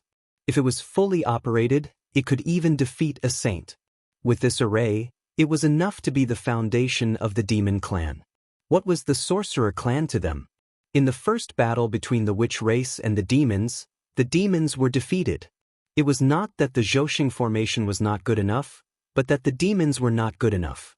In terms of the strength of the demons at that time, there were only dozens of Daluo Jinxian. They could not even gather the heavenly cycle star gods. How could they activate the Zhouxing formation? However, it was different now. After countless years of development, there were no less than 1,000 grand Luo demon celestials of the demon race. 365 heavenly cycle demon celestials had gathered and could fully activate the massive heavenly cycle stellar formation. The witch race was no longer a threat. Fellow Taoist, let's wait a few more days. When fellow Taoist Shiha comes out of seclusion and takes charge of the lunar star and completes the Zhouxing formation, it will be time for us to fight the witch race. Shiha's seclusion caused the Zhouxing formation to be incomplete. It was missing an important part, the lunar star. Therefore, Di Jun did not dare to rashly start a war with the witch race. That was why he returned to the heavenly court. The demons have gone too far. How dare you kill the great shaman of my shaman tribe? I will not let you off. In the Pango Hall, the atmosphere was solemn. All the ancestral shamans looked furious and murderous. In particular, the ancestor of Sorcerer Hu, the mother of earth who was known for her mercy in the untainted land, no longer had a trace of warmth on her face. Her face was murderous, and her eyes were full of murderous intent. She could not wait to kill her way to the heavenly court. It was hard to imagine that the Lady of Earth, who was loved by the world, would have such a terrifying appearance. It was no wonder that Kwafu was the great shaman of the Huda tribe and a junior that Huda valued very much. Now he was killed by the demon tribe. How could Huda not be angry? That's right. We didn't go and find trouble with the demon clan. We were already merciful. That demon clan actually dared to provoke our shaman clan. They really don't know what's good for them. Inform the clansmen to prepare for war from today onwards. 1,000 years later, we will set off for the heavenly court. I'd like to see if the demons will abandon their foundation and avoid the battle." Dijiang nodded and said. His words were full of the matter of the golden crow burning Quafu to death. He did not mention the matter of Ho Yi shooting the golden crow at all. "That's right." Seeing that Dijiang agreed, everyone said in unison. Then, everyone got up and walked out of the hall. They wanted to return to the tribe and prepare for war. "By the way, how's the geomancy map of the Untainted Land going?" The geomancy map of the Untainted Land was a major event related to the inheritance of the shaman clan. If it could be completed before the war of shamans and demons, it would definitely increase the strength of the shaman clan.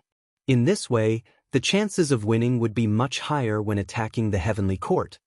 The rest of the places are almost completed. Only the Western Land was affected by the war of immortals and demons in the ancient times. The spiritual veins were all broken, causing the land to be more unstable. It is very different from before. If we want to draw the geomancy map of the Western Land of the Untainted Land, we need to calculate the earth veins again. It will take a lot of time. I'm afraid it will be difficult to complete it in a short time. After thinking for a while, Huda said, "After all, too much time had passed. The Untainted Land had been through several wars and had changed greatly. It was far more difficult to draw the geomancy map than imagined." "Then forget it. Let's wait until the war is over." The war between the liches and demons was imminent. Now, there was no time to continue drawing the geomancy map of the Untainted Land. By the way, Ho Yi killed Dijun's 9 sons. Dijun will definitely not tolerate him. During this time, let him stay in the Pango Hall to cultivate in case he is ambushed by the demons. Suddenly, Dijiang said to Ancestral Witch Xian Ming. That's right. This was the right thing to do. Although the Ancestral Witch Xian Ming said it lightly, Dijun was not to be trifled with. The world is going to change. Looking at the sky, Feng Zichen sighed. Although the liches and demons had left, the influence was not over. As if having a premonition that something big was going to happen, the sky darkened. The entire Untainted Land was filled with an oppressive aura, making people breathless. All tribes, return to the ancestral land quickly. No delay. Also, from today onwards, the ancestral land is sealed. No one can enter but no one can leave. Feng Zichen waved his hand, and a purple light curtain appeared, enveloping the East Sea and preventing anyone from going out.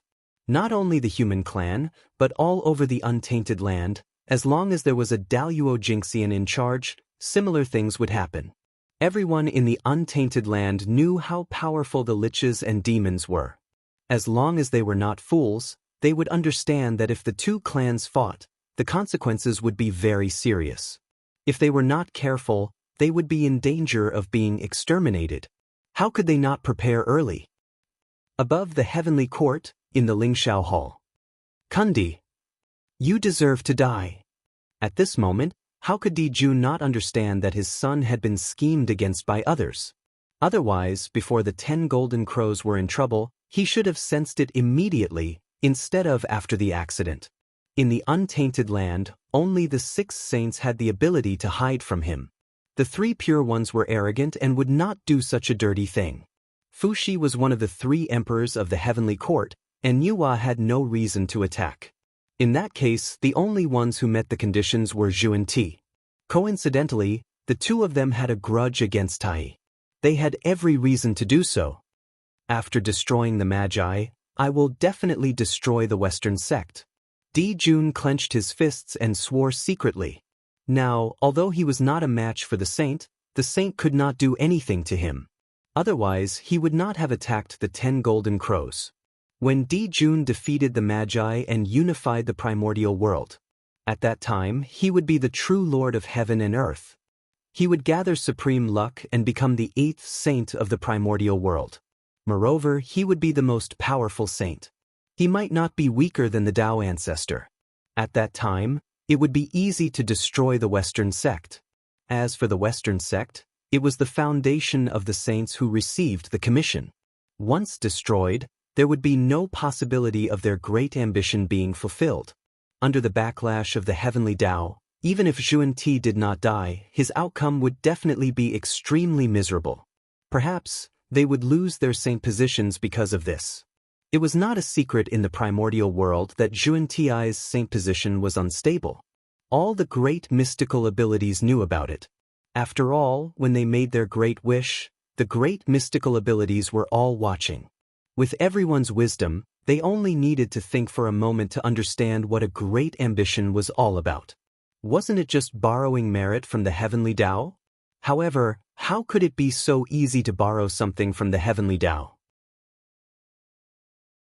From the moment they received the quintessential commission and became saints, the Western sect had become their most fatal weakness.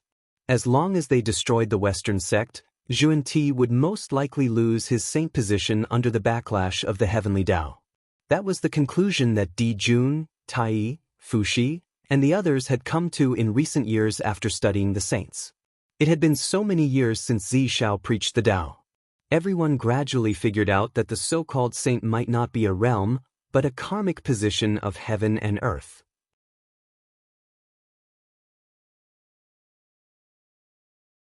Chapter 269.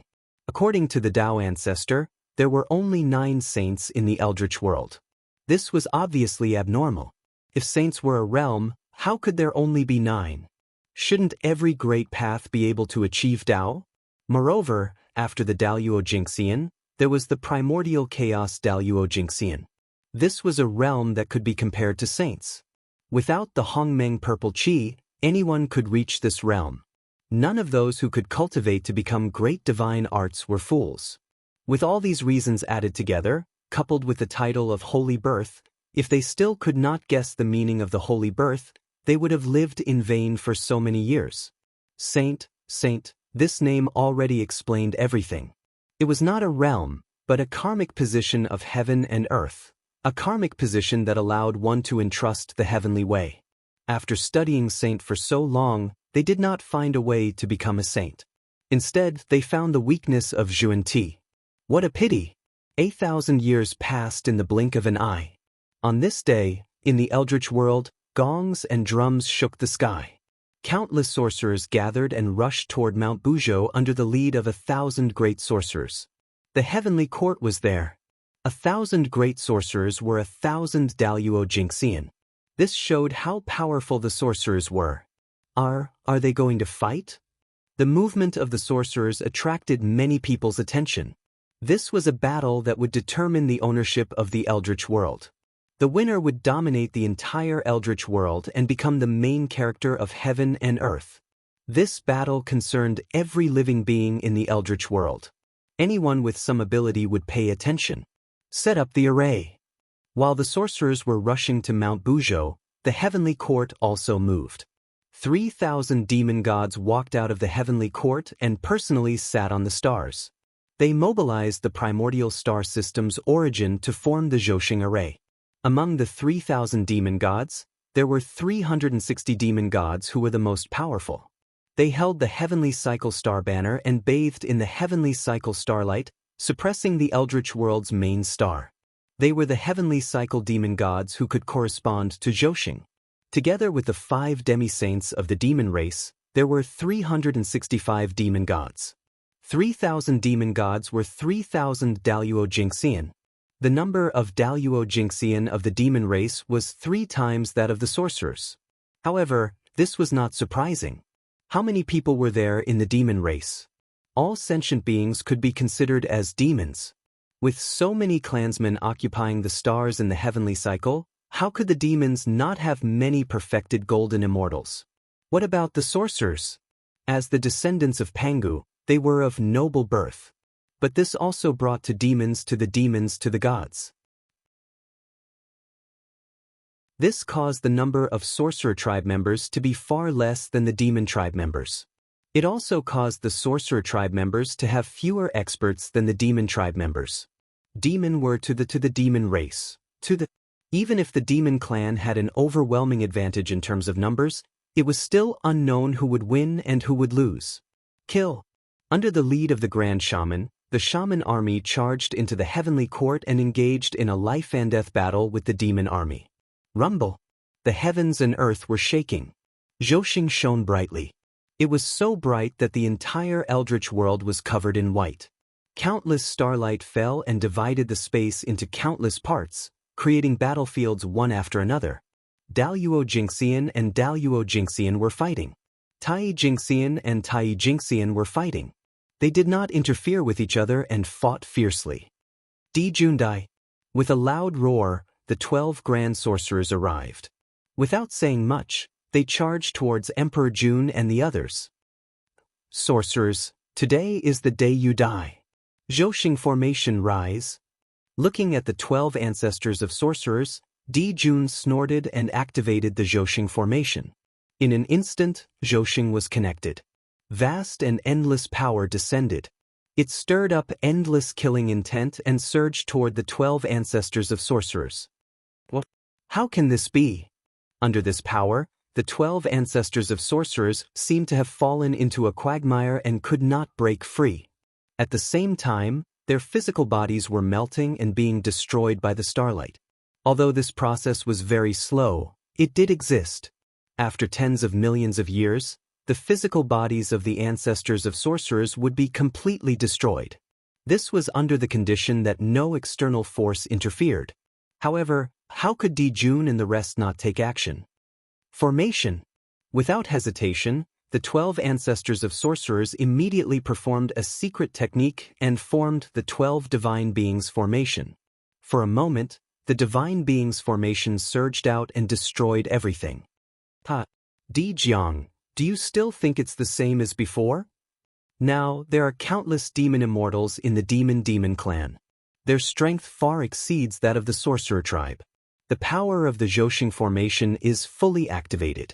The sorcerer tribe is doomed. Looking at the 12 ancestral sorcerers, Emperor Jun revealed a complacent expression. He too and Luo Shu flew out from his body and suppressed the Taiyang and Taiyin stars respectively. Endless Tao patterns were derived to strengthen the cosmic constellation array. Hey, is that so? Di Jun, do you really think that the 12 divine beings formation in front of you is its full power? Di Jiang chuckled and said mysteriously.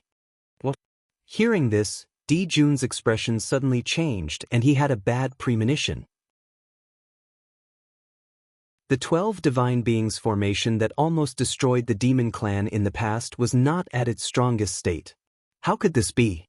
Di Jun, come and see, how deep is the foundation of the sorcerer tribe?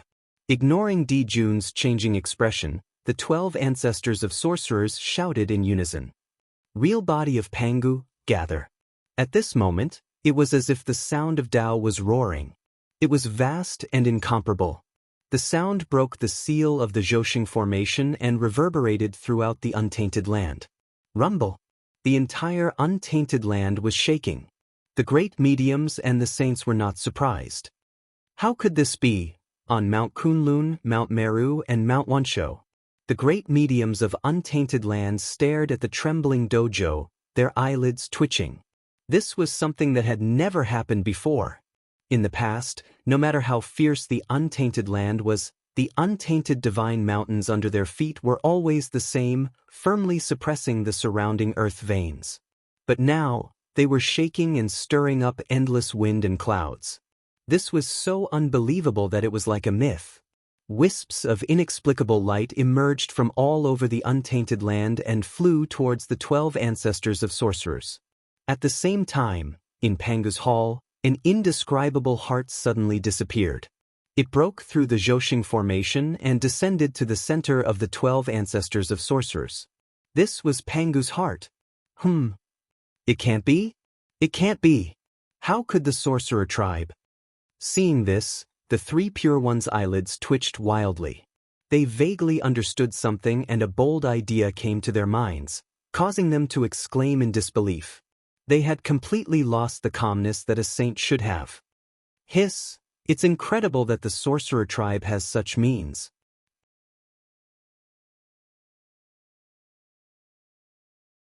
Chapter 270.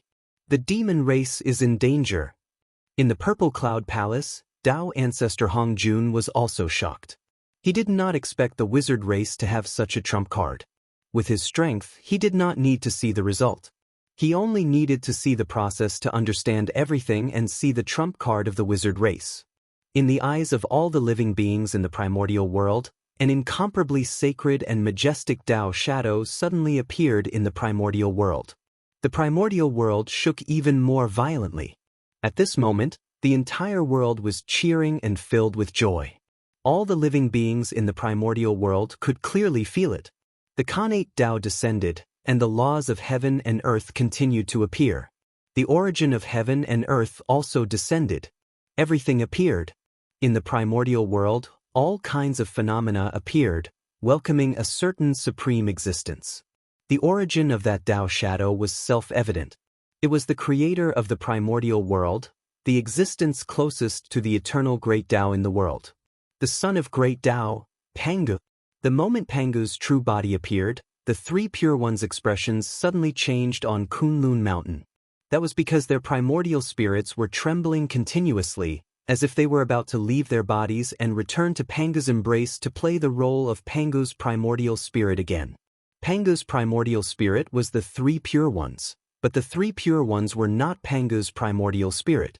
The moment they developed intelligence, they were new individuals, which also meant that Pangu's primordial spirit had died. After hundreds of millions of years of bitter cultivation, they had obtained the realm of indestructibility. How could the three Pure Ones be willing to sacrifice themselves and recondense Pangu's primordial spirit in exchange for Pangu's return? At that moment, the three Pure Ones guarded their primordial spirits and mobilized all their strength to cut off their connection with Pangu's true body. I am me, the one and only. I am not anyone's incarnation. Moral sacred words, suppress. Steadying his beliefs, the Grand Pure One's body surged with the principles of morality and refined all the remaining Pangu's primordial spirit chi in his primordial spirit.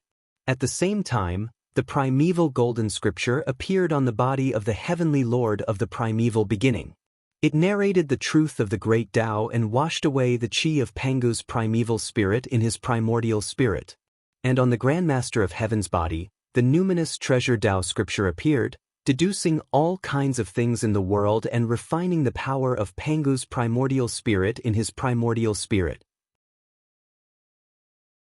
The Tao of Virtue, the golden scripture of the primordial spirit, and the numinous treasure Tao Sutra were not the innate clear spirit Tao bestowed upon the three Pure Ones by the heavenly Tao, nor were they the three Taos of Shi, Yuan, and Xian that Pangu inherited. Instead, it was the Tao that the three Pure Ones had comprehended themselves. It was the manifestation of all their Tao comprehensions, and it represented their highest achievement. It possessed boundless power. This was a Dharma that was free from Pangu's influence. It was a Dharma that belonged to the three Pure Ones. Only this Dharma could help them cut off their connection with Pangu. As the connection between the three Pure Ones and Pangu was severed, the heaven-opening mark on their bodies, as well as the heaven-opening providence, dissipated quite a bit. There were gains and losses. They had lost a part of Pangu's legacy in exchange for complete freedom. Only the three Pure Ones knew whether it was good or bad. This was the difference between the three Pure Ones and the 12 ancestors of sorcery. Although they also respected and admired Pangu, it was impossible for them to exchange their lives for Pangu's life. The three Pure Ones lived for themselves. However, the 12 ancestors of sorcery were different. Pangu was their belief. The sorcerer tribe's worship of Pangu was unparalleled in the untainted land. For Pangu, they could give up everything. If they could revive Pangu by giving up their lives, they would not hesitate at all. The sorcerer tribe lived for themselves and also for Pangu. It was for this reason that the 12 ancestors of sorcery could obtain Pangu's hall and comprehend the 12 divine beings killing formation from it. They could summon Pangu's real body. The three Pure Ones did not have the sorcerer tribe's heart. Therefore, even if the three of them combined their primordial spirits, they could not summon Pangu's primordial spirit. That was because Pangu did not give them the right to do so. Looking at the majestic real body of Pangu in front of them, the demon clan could not help but swallow their saliva. They were so shocked that they could not speak. This was the creation god of the untainted land, the most powerful existence in the world. How could they fight this battle? A chill rose from their backs. making the demon clan feel cold from head to toe. A strong sense of despair emerged in their hearts, and they felt that they had lost all hope in the future. I am the Celestial Emperor, the master of all living beings in the world. So what if it's Pangu? I created the demon clan, established the heavenly court, maintained the order of the world, and found a chance for the innate living beings to transcend. I am limitless. Even if Pangu comes in person, I want to fight him. Right now, he is just a fake body formed by the ancestral sorcerer. What do I have to fear? After all, he was the overlord of the world. After a moment of absent-mindedness, Jun recovered and strengthened his beliefs. He was fearless and looked straight at Pangu's real body. Just as Jun said, the greatest contribution of the establishment of the heavenly court was not to maintain the order of the world, but to find a chance for the innate living beings to transcend. The demon clan was a connate living being. No matter how many connate god fiends there were, they could not be endless. Of course, not all of the 3,000 demon gods of the demon clan were connate god fiends. Many of them were connate living beings. One had to know that the untainted land was the world of the connate god fiends. Under their control, how difficult was it for the connate living beings to attain the Tao? Before Jun established the heavenly court, no connate living being had attained the Tao. Daoyuo Jingxian had transcended. It was Jun. He was the one who created the demon clan, established the heavenly court, and gathered supreme providence. It was as if he had split the world apart. He had snatched the opportunity to attain the Tao from the hands of the connate god fiends. It was because of this feat that the connate living beings swore to be loyal to Jun. Only then could he sit firmly on the position of Celestial Emperor. Otherwise, did he really think that the position of Celestial Emperor was something that anyone could sit on? In the connate era, obtaining the recognition of the connate living beings had great merit and great providence. Only then could one condense the position of Celestial Emperor. I have long heard of the strength of the great Taoist priests. He is the best in the world and no one can compete with him. Today, Tai will have a good fight with him. If he wins, let the world know that the East Emperor is worthy of the title of #1 in the primordial world. Let the demon clan know that they still have an emperor who can save their lives, and let those who have different thoughts give up. Use a bloody battle to completely determine the situation of the primordial world. If I lose, I will have no regrets dying in the hands of the great Taoist priests. At this moment, Tai's fighting spirit was completely stimulated. It was unprecedentedly high. He wanted to compete with Pangu's true body. Since the establishment of the demon clan, we have become the overlords of the world from nothing. Who knows how many calamities we have experienced and how many difficulties we have overcome? How can we fall here? Men of the demon clan, kill. Kill to your heart's content. Kill to the heart's content and show the power of the demon clan. We can't let the living beings of the primordial world look down on the demon clan. At this moment, Fushi's appearance had completely changed. His aura was incomparably fierce, and the scene of a mountain of corpses and a sea of blood was reflected behind him. There was no longer a trace of his previous gentle and amiable appearance.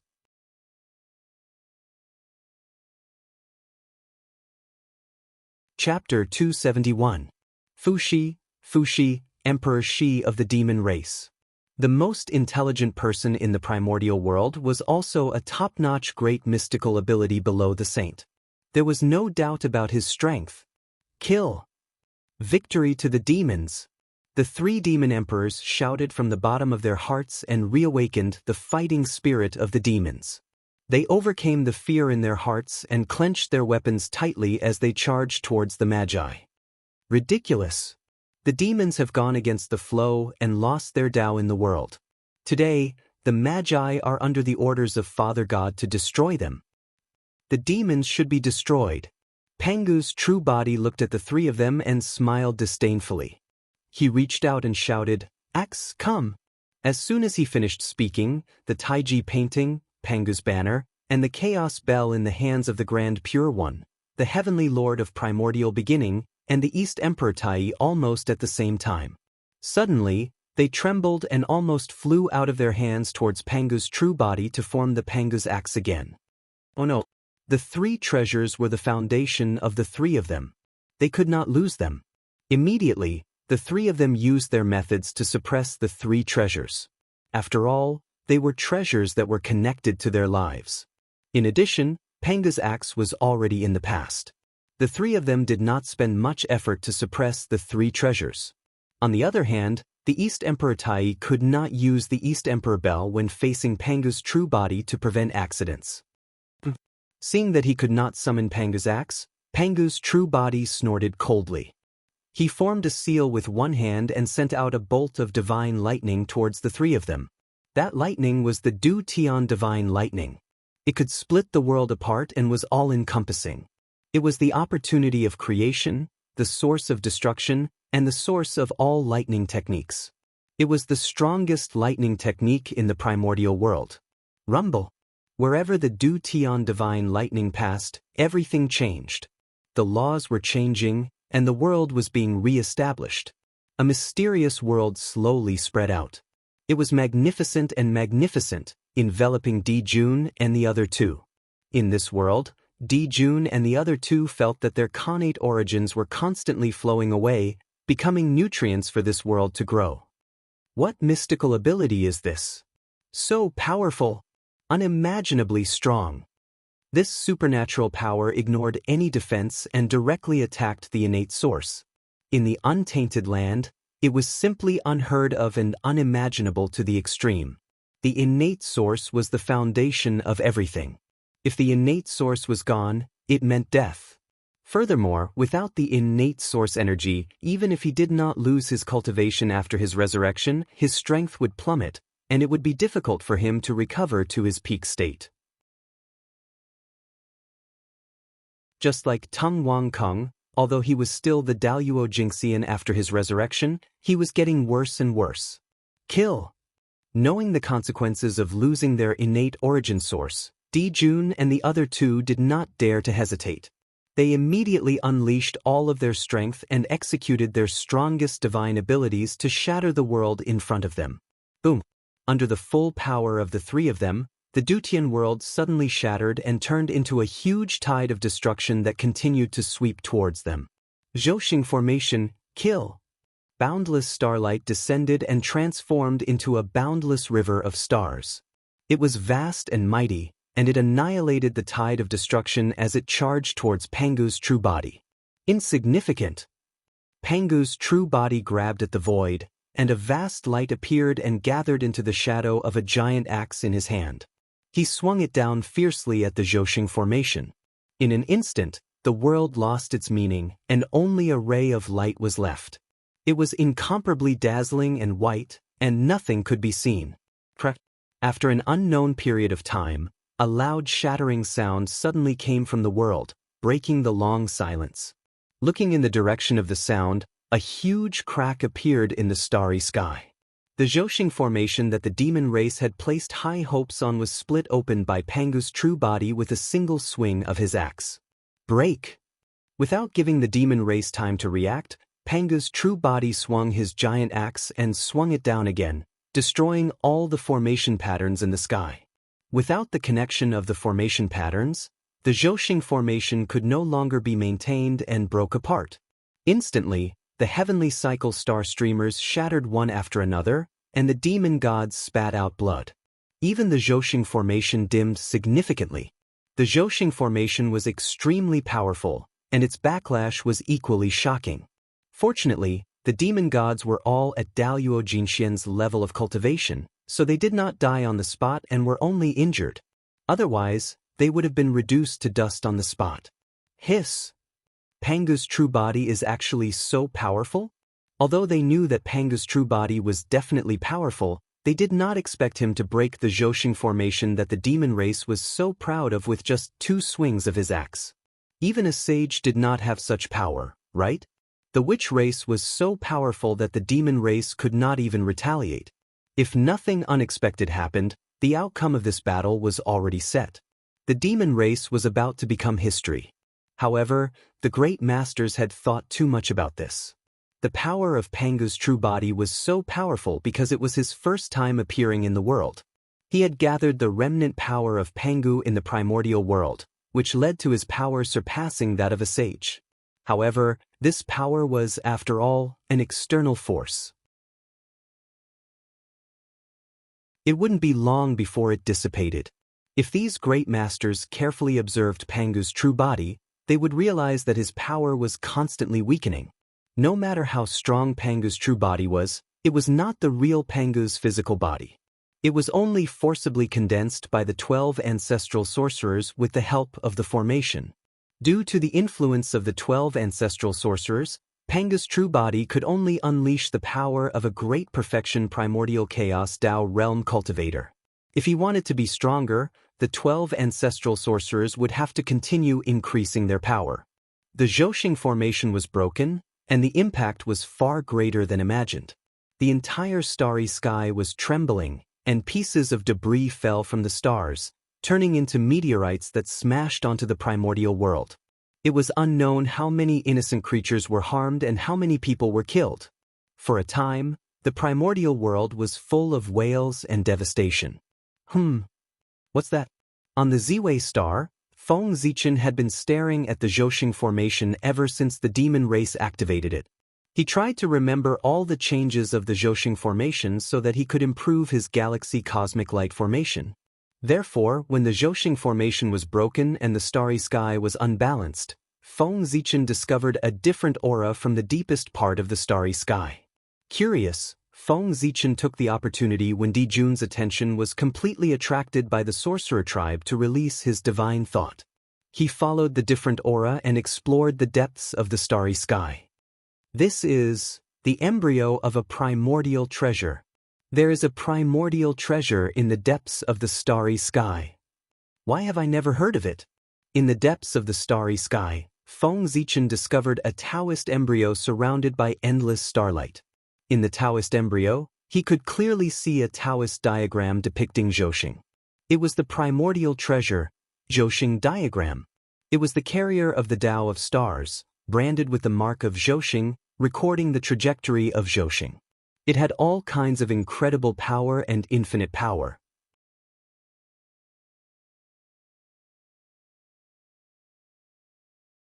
Chapter 272. The reason why the Zhouxing formation was not a match for the 12 divine beings killing formation was that it lacked the Zhouxing map as the main array. Although the He Tu and the Luo Shu were extraordinary and hid the secrets of the Khanate 9 palaces, they were supreme treasures of the primordial world and recorded the flow of the primordial world's water veins. They were not compatible with Zhouxing. Di Jun used the He Tu and the Luo Shu to preside over Zhouxing. How could he activate its full power? It was not surprising that the incomplete Zhouxing formation was destroyed when it fought against the complete Du Tian divine beings killing formation. That's right. Zhouxing is so important. It's normal for it to nurture a Khanate cardinal treasure. It's a big problem if it can't be nurtured. Zhouxing was the most important part of the primordial world. Only when the three lights were separated could there be the boundless space of the primordial world. Moreover, they corresponded to the Earth's spirit cave one by one, releasing endless star essence and nurturing the countless living beings of the primordial world. It would not make sense if there was not a Khanate cardinal treasure suppressing such an important place.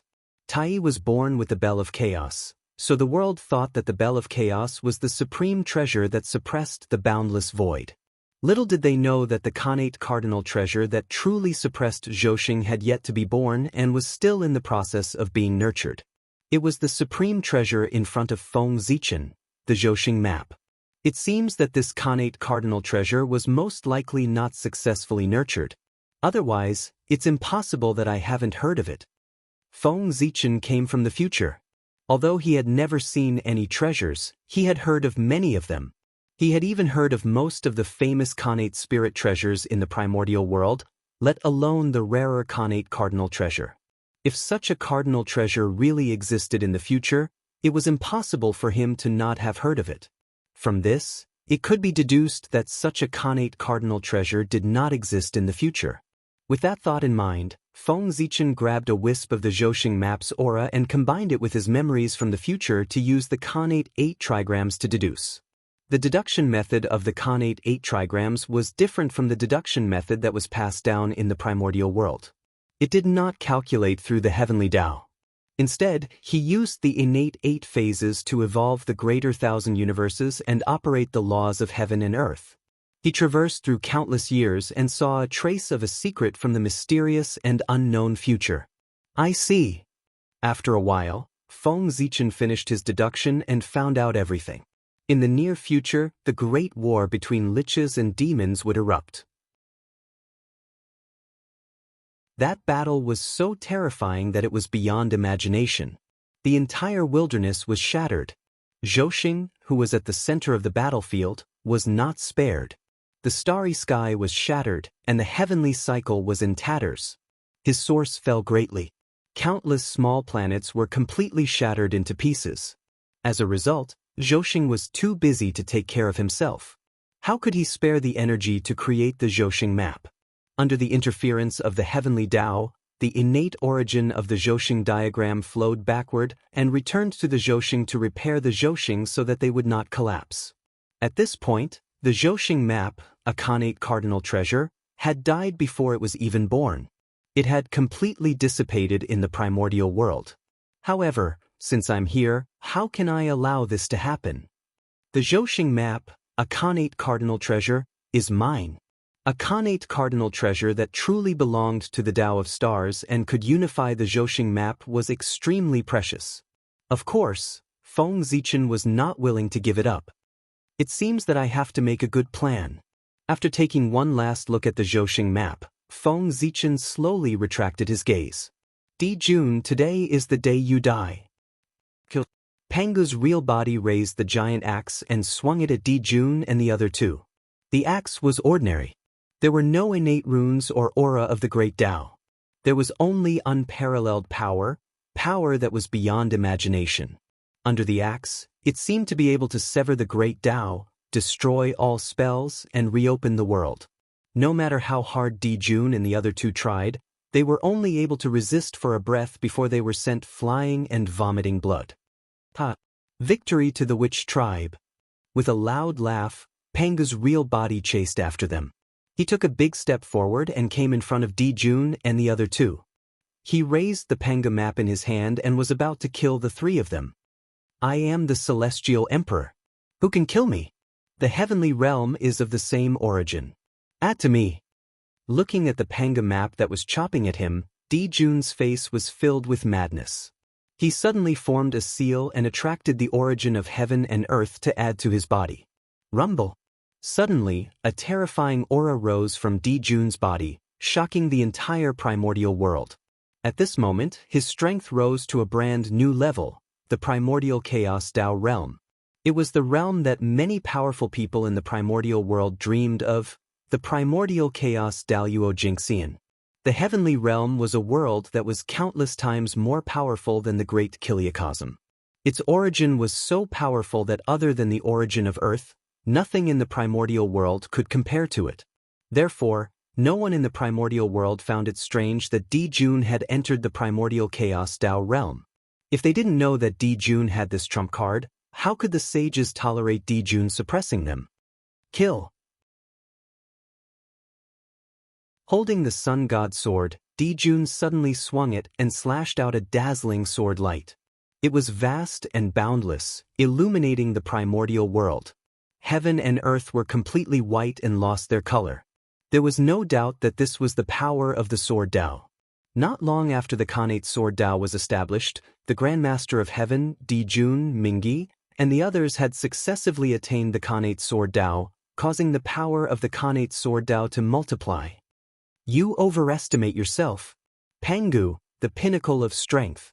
Even though the true body of Pangu that the ancestral which had transformed into was far inferior to the real Pangu, its strength was also the limit of its realm. It was almost invincible in the same realm. Clang. With a gentle swing of the giant axe, a vast axe light poured out, shattering everything. It easily wiped out the sword light that was enough to kill a quasi-saint.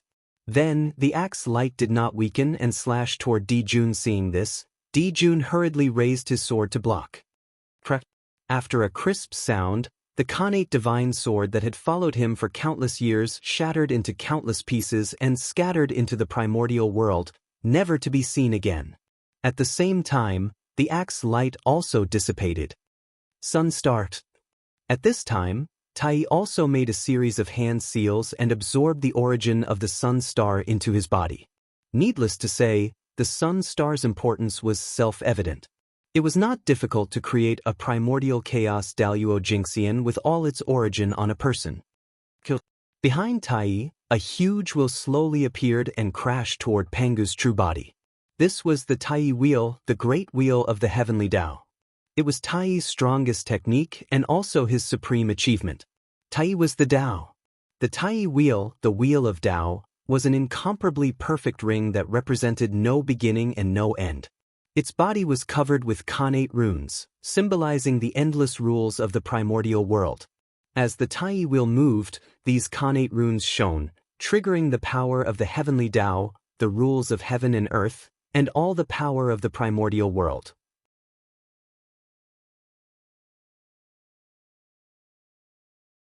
Chapter 273. This time, Pangu's true body blocked the Tai wheel, but it was not as easy as before. Humph!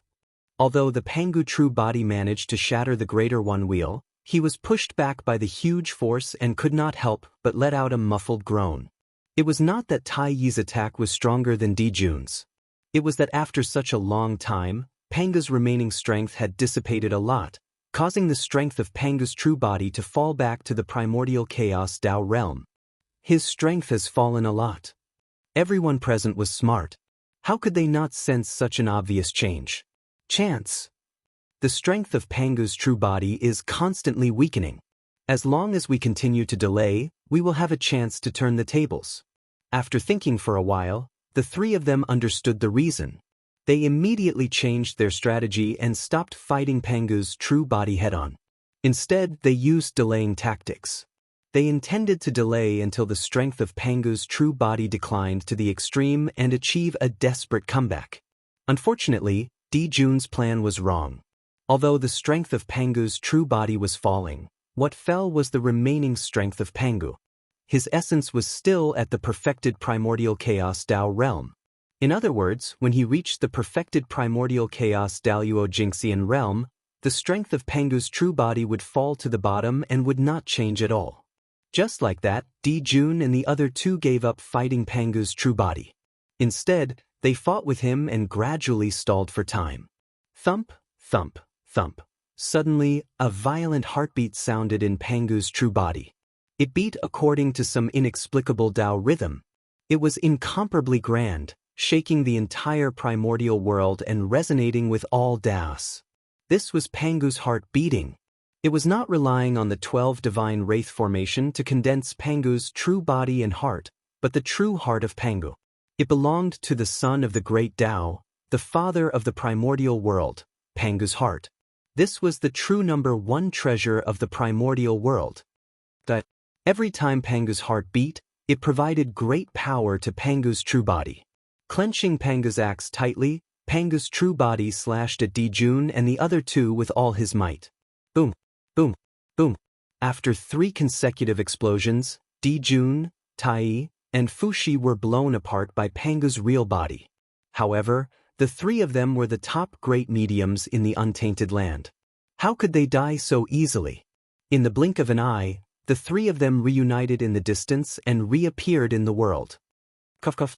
Although the 3 of them were still alive after suffering such heavy injuries, the power that had been added to their bodies had left their bodies, and they had fallen back to the quasi-saint realm.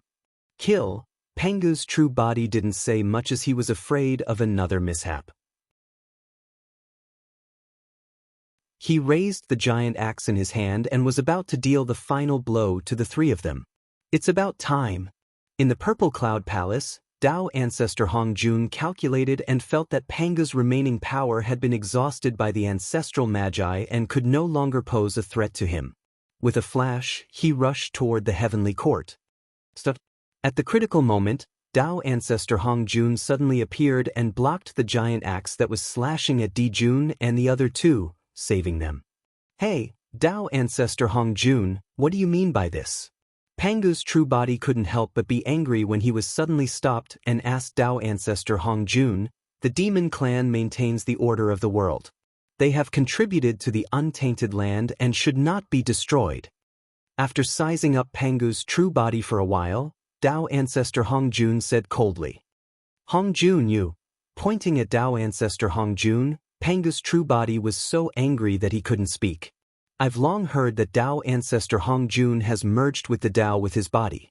He is fair and righteous and will not easily interfere in the matters of the untainted land.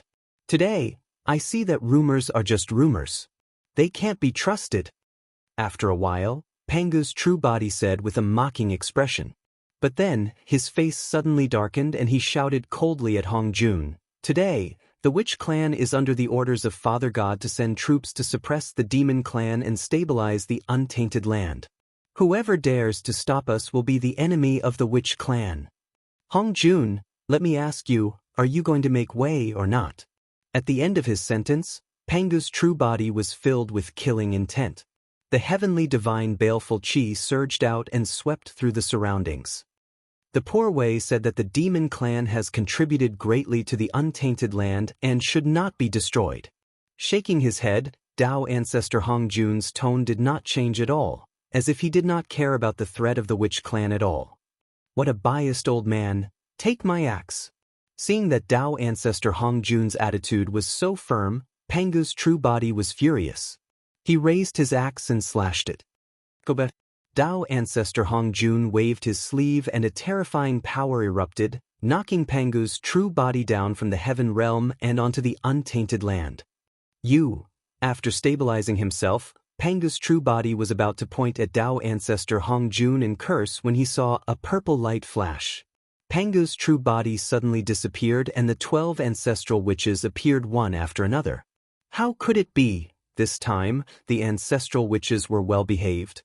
Looking at Dao ancestor Hong Jun in the sky, they did not dare to say anything even though they were furious.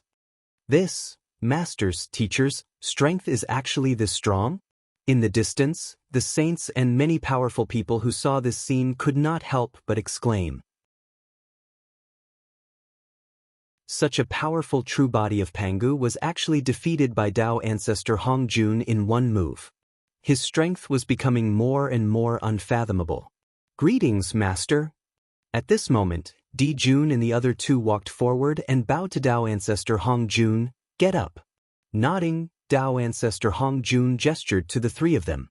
From now on, the demon clan will rule the heavens and the witch clan will rule the earth. Within 100,000 years, there will be no more disputes. Looking at the demon clan and then the witch clan, Dao ancestor Hong Jun said, Yes, I will follow master's orders. Di Jun and the other two hurriedly said in unison. This was obviously a good thing for the demon clan. They had no reason to refuse. Got it. Boys, let's go. We'll spare the demon clan this time. With Dao ancestor Hong Jun around, the 12 ancestral witches knew that they could not take advantage of him. With a wave of their hands, they recalled the witch clan army and left. All of you, take care of yourselves. After taking one last look at Di Jun and the other two, Dao ancestor Hong Jun also left. Hiss. This Pangu's true body is so hard. As soon as he returned to the Purple Cloud Palace, Dao ancestor Hong Jun's expression changed. He could not help but frown and shake his arms repeatedly. He was no longer as indifferent as before. When Dao ancestor Hong Jun dealt with Pangu's true body, it was easy for him to disperse Pangu's true body and break the 12 capital heaven divine wraith formation with a casual strike. However, that strike contained not only his power, but also the power of the heavenly Dao. That was why he was able to defeat Pangu's true body in a single strike. Even so, Dao ancestor Hong Jun's arm, which was casting the spell, was still trembling from the huge recoil. If not for the fact that he had to take into account his image, he would have cried out on the spot. Fortunately, he held it in.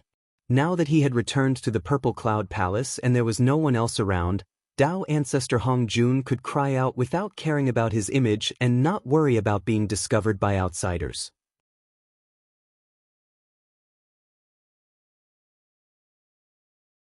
Chapter 274. But fortunately, his painstaking efforts were not in vain. That move had completely shocked everyone in the untainted land. Presumably, after this time, the image of Hongjun Taoist would become higher and more unfathomable in the eyes of the great mediums. No one would dare to disobey his orders. The demon clan, the wizard clan, how troublesome! Thinking of the wizard clan and the demon clan, even with Hongjun Taoist's cultivation, he could not help but have a headache. Alas, these sages, can't you just calm down and focus on your cultivation? Why do they have to get involved in these secular affairs and make the untainted land a mess? With Hongjun Taoist's cultivation, Zhuren-Ti thought that he had done it secretly and no one could find out. But how could he hide from Hongjun Taoist's eyes? Taoist Hongjun was naturally well aware of the reason for that. Brother, Hongjun Taoist has gone too far. He is so partial to the demon clan and humiliated the wizard clan. He is really a Tao ancestor. I used to think that he was a good person. In the Pangu Hall, a group of ancestral sorcerers were cursing. A good person? How can Hong be a good person if he can live to this day? In the untainted land, there are good people. It's just that the real good people are all dead and have been slandered. Anyway, the dead can't speak and won't stand up to refute. Isn't it just slander by the living? Hearing everyone's words, Dijiang sneered and said, Hongjun Taoist has experienced many schemes to live to this day. If you think about it a little, you will know that he can't be a good person. Another name for a good person is a fool. Is Hongjun a fool? Wasn't it? Doing good things in the untainted land was called smart. Being a good person in the untainted land was not a fool. There were so many bad people in the untainted land. Originally, everyone was the same and could not see any problems. But suddenly, a good person appeared. With this comparison, everything was out. If those bad people did not plot against this good person, how could they live up to their identity as bad people? Isn't Hongyun a good person? But look, after he died, who else wanted to avenge him except Zhen Yuanzi? Those who were helped by him in the past didn't even show their faces. They all pretended to be deaf and dumb. He pretended not to see something that alarmed the entire primordial world. Do you see that? This is what happens to good people. Let's wait a little longer. It won't be long before bad words about Hongyun spread in the untainted land. His reputation will be completely ruined. Otherwise, those Khanate divine demons who are helped by Hongyun won't have the face to stay in the untainted land. Dijiang had a thorough understanding of the innate god fiends' personalities. Good people had no chance of survival in the Great Desolate. Alright, I've said so much, but I just want to tell you, in the untainted land, you can do good deeds, but you can't be a good person. Speaking of this, Dijiang suddenly looked at Hutu and said to her sternly, especially you. The Lady of Earth's benevolence is already spreading in the primordial world. Big brother, I hope you can grasp the scale well and distinguish the boundary between good and bad. The red cloud mirror is right in front of us. Don't repeat his mistakes. Dijiang was very helpless about his sister. Perhaps because of the influence of the earth, Hutu's personality was completely different from other ancestral sorcerers. There was no tyrannical aura at all. Instead, she was full of holy and auspicious aura. She was not like the sorcerer tribe at all. No, perhaps her appearance was the real appearance of the sorcerer tribe. Hutu was born with a benevolent heart. She was full of pity for all living beings in the untainted land. She had been doing things of merit in the untainted land and was loved and respected by all living beings in the untainted land. This was nothing. However, after Hongyun died, Dijiang could not help but worry. If Hutu continued like this, it was hard to guarantee that she would not be used by outsiders and follow in Hongyun's footsteps. That was why the scene before his eyes had occurred. Big brother, don't worry. Hutu knows what to do.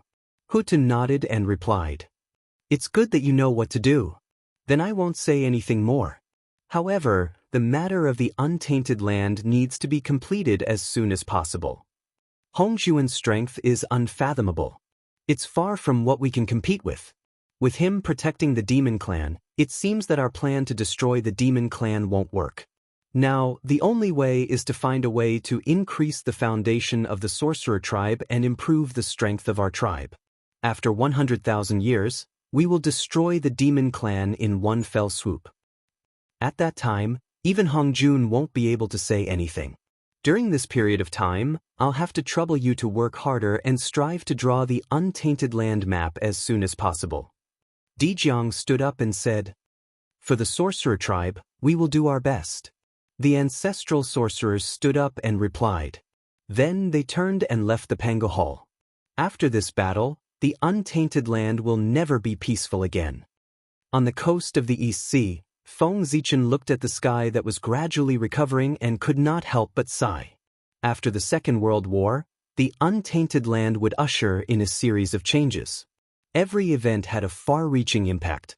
It was enough to change the infinite future and produce countless variables. Hoodoo turned into reincarnation, the three pure ones separated, Chang, Yi flew to the moon. These unimaginable events would follow one after another. After these events, the human clan would also usher in the most terrifying and dangerous calamity since its birth. The demon clan slaughtered humans. It's time to make preparations. Sighing, Feng Zichen turned and returned to the human clan's ancestral temple to continue refining the human Dao imperial court. This was the inheritance treasure of the human clan. It was enough to establish a foundation for the human clan. He could not be careless. However, there was no hurry. Although Dao ancestor Hongjun had only stipulated that the sorcerer and demon clan could not fight for 100,000 years, the sorcerer and demon clan's anger had dissipated. They would not fight without preparing for millions of years.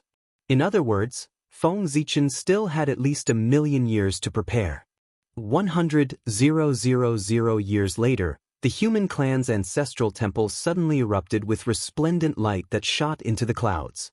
Then, the mighty power of the human Dao poured out and swept through the untainted land. Freeze! At the crucial moment, Feng Zichen took out the Hongmeng Daozhong and sealed the void in all directions. He covered up the commotion caused by the mighty power of the human Dao in time. In this way, the fluctuation of the mighty power of the human Dao did not alarm the untainted land and attract some malicious gazes. Of course, no matter how fast Feng Zichen's movements were, he could not hide it from Nuwa in the palace of Empress Hua. After all, the human clan's ancestral temple was right under her nose. Within the ancestral temple, in the deepest part of the boundless void, there was a huge divine city floating there quietly. The aura of the human Dao flowed all over it, releasing endless light that illuminated the entire void. That was the human Dao imperial court. After hundreds of thousands of years of hard work, Feng Zichen had finally succeeded in refining it. The human Dao imperial court, one city, 2 halls, 3 palaces for gates. It symbolized the meaning that Dao gave birth to 1, 1 gave birth to 2, 2 gave birth to 3, and 3 gave birth to all things.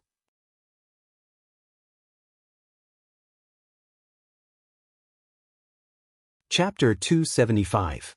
The city referred to the human Dao imperial court itself, symbolizing the meaning of one origin. The 2 halls referred to the ancestral hall and sacred hall. The sacred hall enshrined Nuwa, the 5 elements sacred beasts, and the Daoyuo Jingxian of the human race. In the future, if a powerful figure appeared to protect the human race, they could also be enshrined there. The ancestral hall enshrined the martyrs of the human race. Those who had sacrificed themselves heroically for the development of the human race. Although they were dead, their spirits were not extinguished. They would sleep in the ancestral hall, forever enjoying the incense offerings of the human race, waiting for the day they returned. The 2 halls, one for life and one for death, used life and death to evolve the Tao of Yin and Yang, explaining the principles of Yin and Yang. The 3 palaces were the human emperor, empress, and crown prince.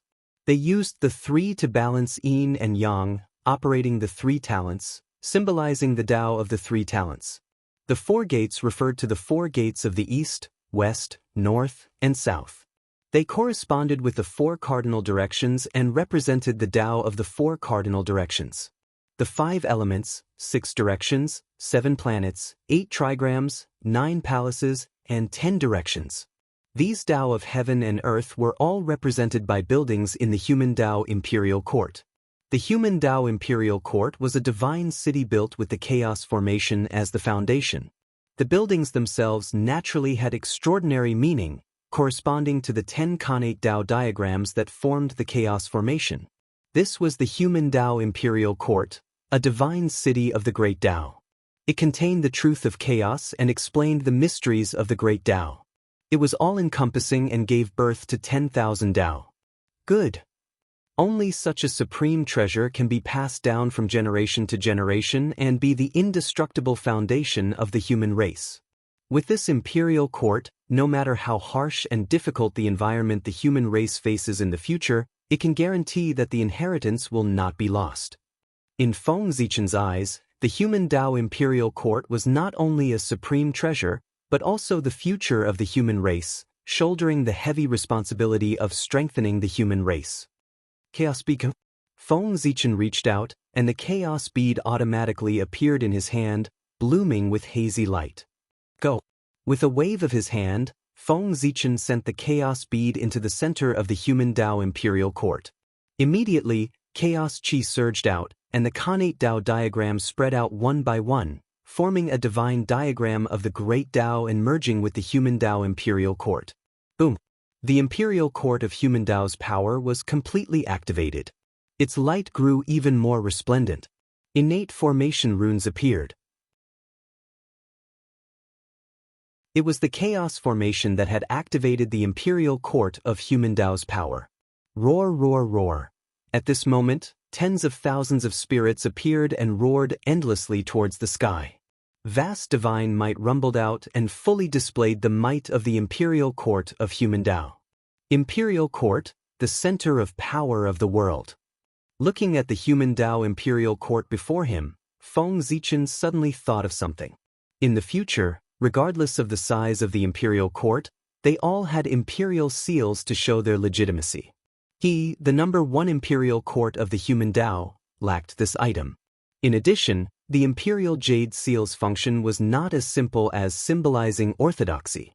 It was also a symbol of power and had the ability to unify all forces. It could also suppress one's luck, making it the most suitable item to be used as a legacy treasure. With that in mind, Feng Zichen looked at the imperial court of human Tao again. For some reason, he felt like something was missing. It was no longer as perfect as before. That's true. Although the human Tao imperial court has been completed, it lacks something to suppress it. It can't gather all the forces. Even if I want to pass it down in the future, it will be extremely troublesome. Looks like I still have to refine this human Tao imperial jade seal. Thinking of the benefits of having an imperial jade seal, Feng Zichen was tempted and decided to refine one himself. In the future, the human race also had their own legacy treasure, the Kong Tong seal. However, that was a supreme treasure nurtured by the era of the 3 emperors. It was still the era of the shamans and demons. Who knew how many years he would have to wait for it to appear? Therefore, to Feng Zichen, who was in a hurry to use it, the Kong Tong seal was useless. Since I'm going to refine the human emperor's seal, I'll refine the best one. I'll make it a true supreme treasure of the human race and lead the primordial world races. I'll inherit the fate of the human race and completely replace the Kong Tong seal. Feng Zichen had his own pride. It was fine if he did not refine it, but if he did, his seal had to be the number 1 in the primordial world. It completely represented the orthodoxy of the human race and the inheritance of the human race. As for how to deal with the Kong Tong seal when it appeared in the future, Feng Zichen felt that with the human emperor's seal, why would he need the Kong Tong seal?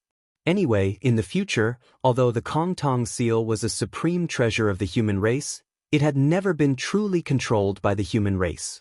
From the beginning to the end, there was only one owner of the Kong Tong seal, and that was the Grand Pure One.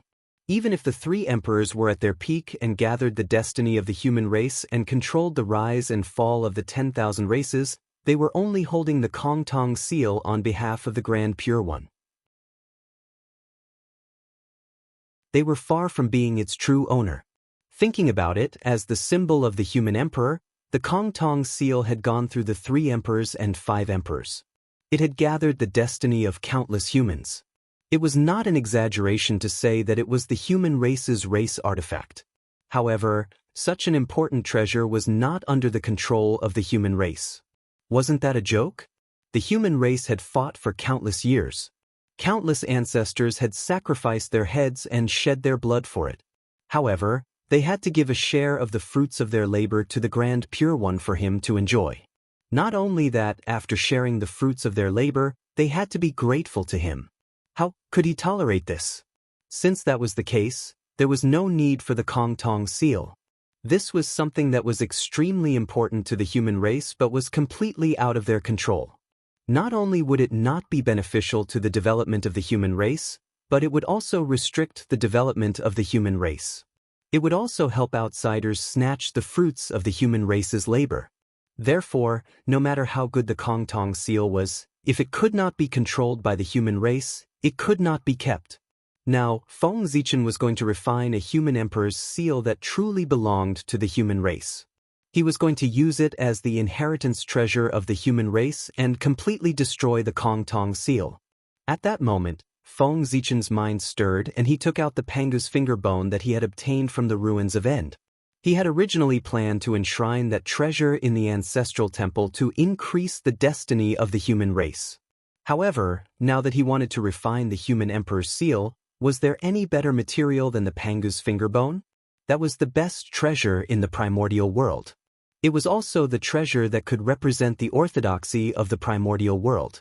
In the primordial world, what treasure could represent orthodoxy more than the remnant body left behind by the creator of the world? The Pangu's remnant body was the most orthodox treasure in the primordial world. As for the treasure that could represent the orthodoxy of the primordial world, it was enough to represent the orthodoxy of the Tao, not to mention the orthodoxy of the human race. Compared to the Kong Tong seal, it was like a firefly compared to the bright moon. There was no comparison at all. If not for the fact that the Tao runes in the Pangu's finger bone had been completely lost, this treasure would have been enough to be refined into the heavenly emperor's seal and become the symbol of the entire primordial world. It would have been supreme and become a connate cardinal treasure in one fell swoop. Unfortunately, in order to destroy the Chaos Fiend Celestial, the charm of the great Tao of this treasure had been completely lost. Apart from the indestructible bone body, there was nothing left. Otherwise, he could have directly turned into a connate cardinal treasure. There was no need for outsiders to refine it. Even so, the human emperor's seal refined with the Pangu's finger bone would at least be a supreme-grade connate cardinal treasure. It was much stronger than the Kong Tong seal.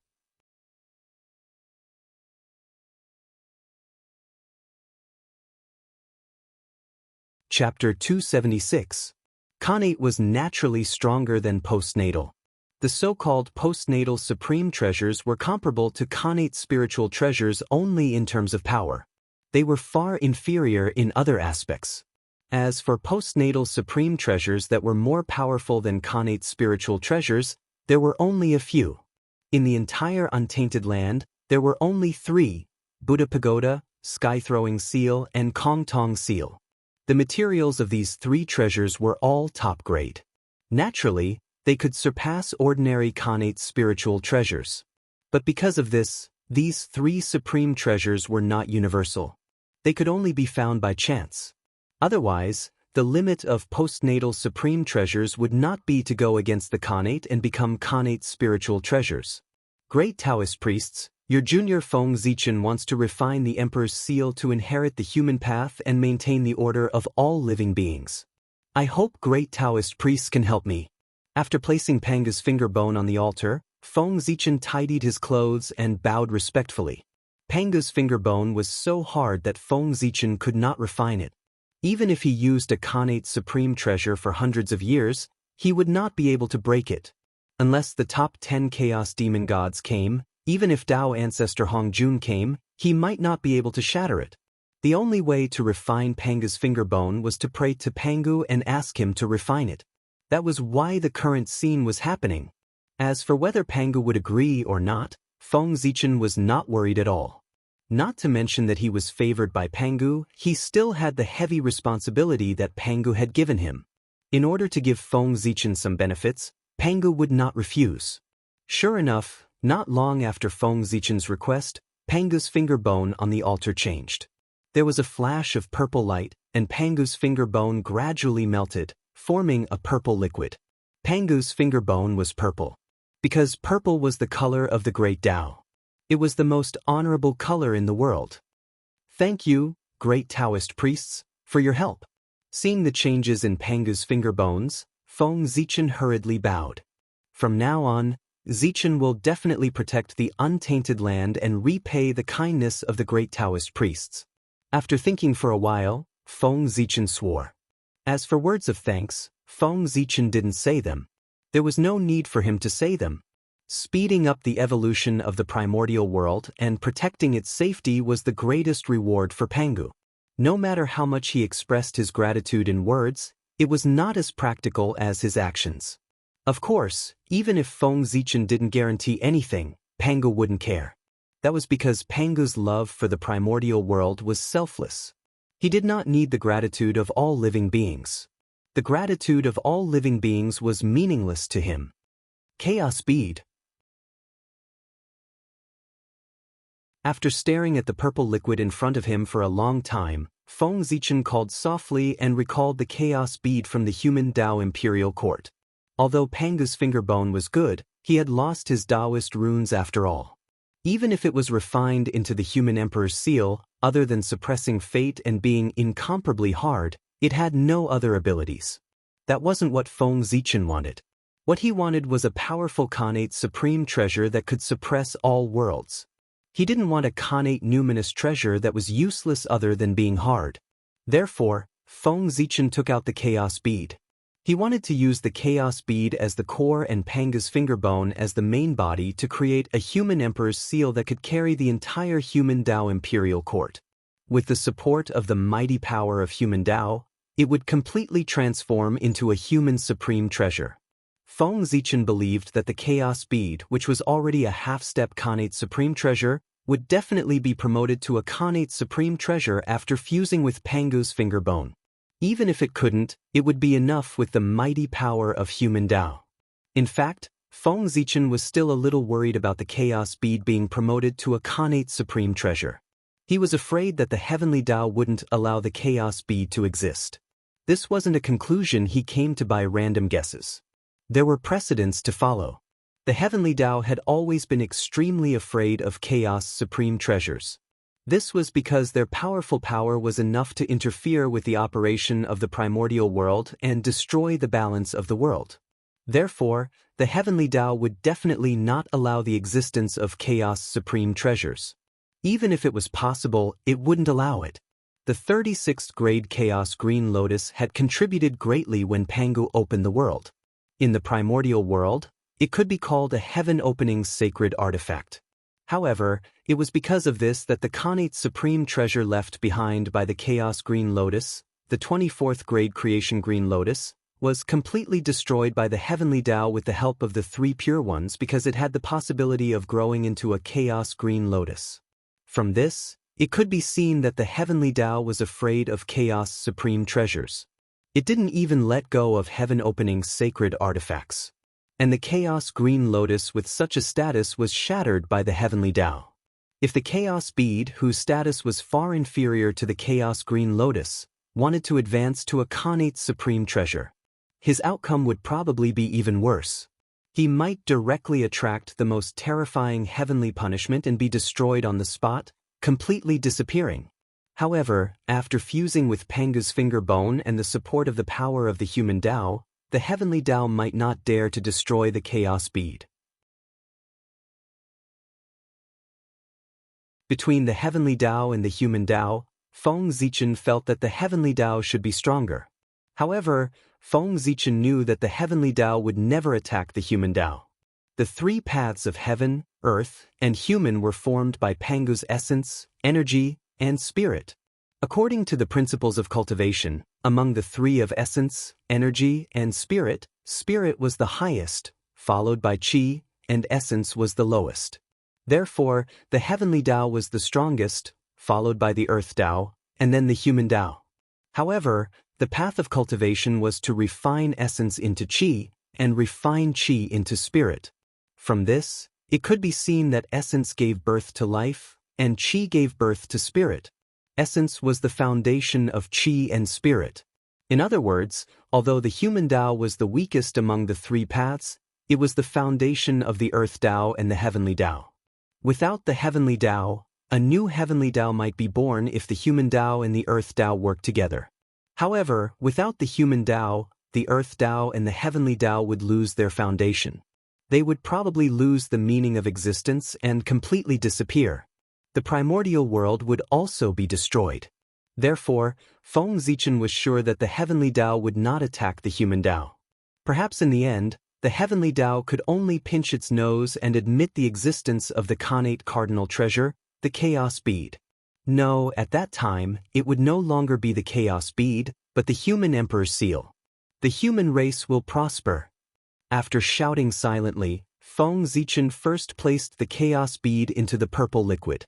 Then, he activated the power of the human Tao and began to refine the human emperor's seal. Since he was going to refine a human Tao treasure, it was definitely the most suitable one.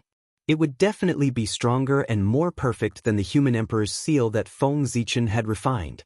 After thinking for a while, Feng Zichen gritted his teeth and stripped the human emperor's Tao seat from his body and fused it into the human emperor's seal that was being refined. As the symbol of the human emperor, if it did not have the imperial purple qi, how could it suppress the four seas and control the universe? Not only that, after fusing the human emperor's Tao seat, the next person who held the human emperor's seal in the future would be able to reach the late stage of the sage-to-be and become the human emperor. This seal had completely become the symbol of the human emperor. The human emperor's seal was not an artifact of a person, but an artifact of a race. Only then could it become a true inheritance treasure.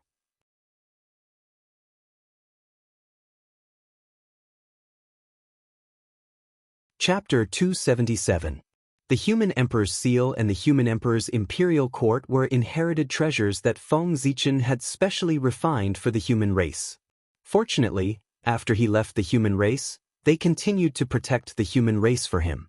Therefore, Feng Zichen naturally did his best to refine them. He used the best treasures he had.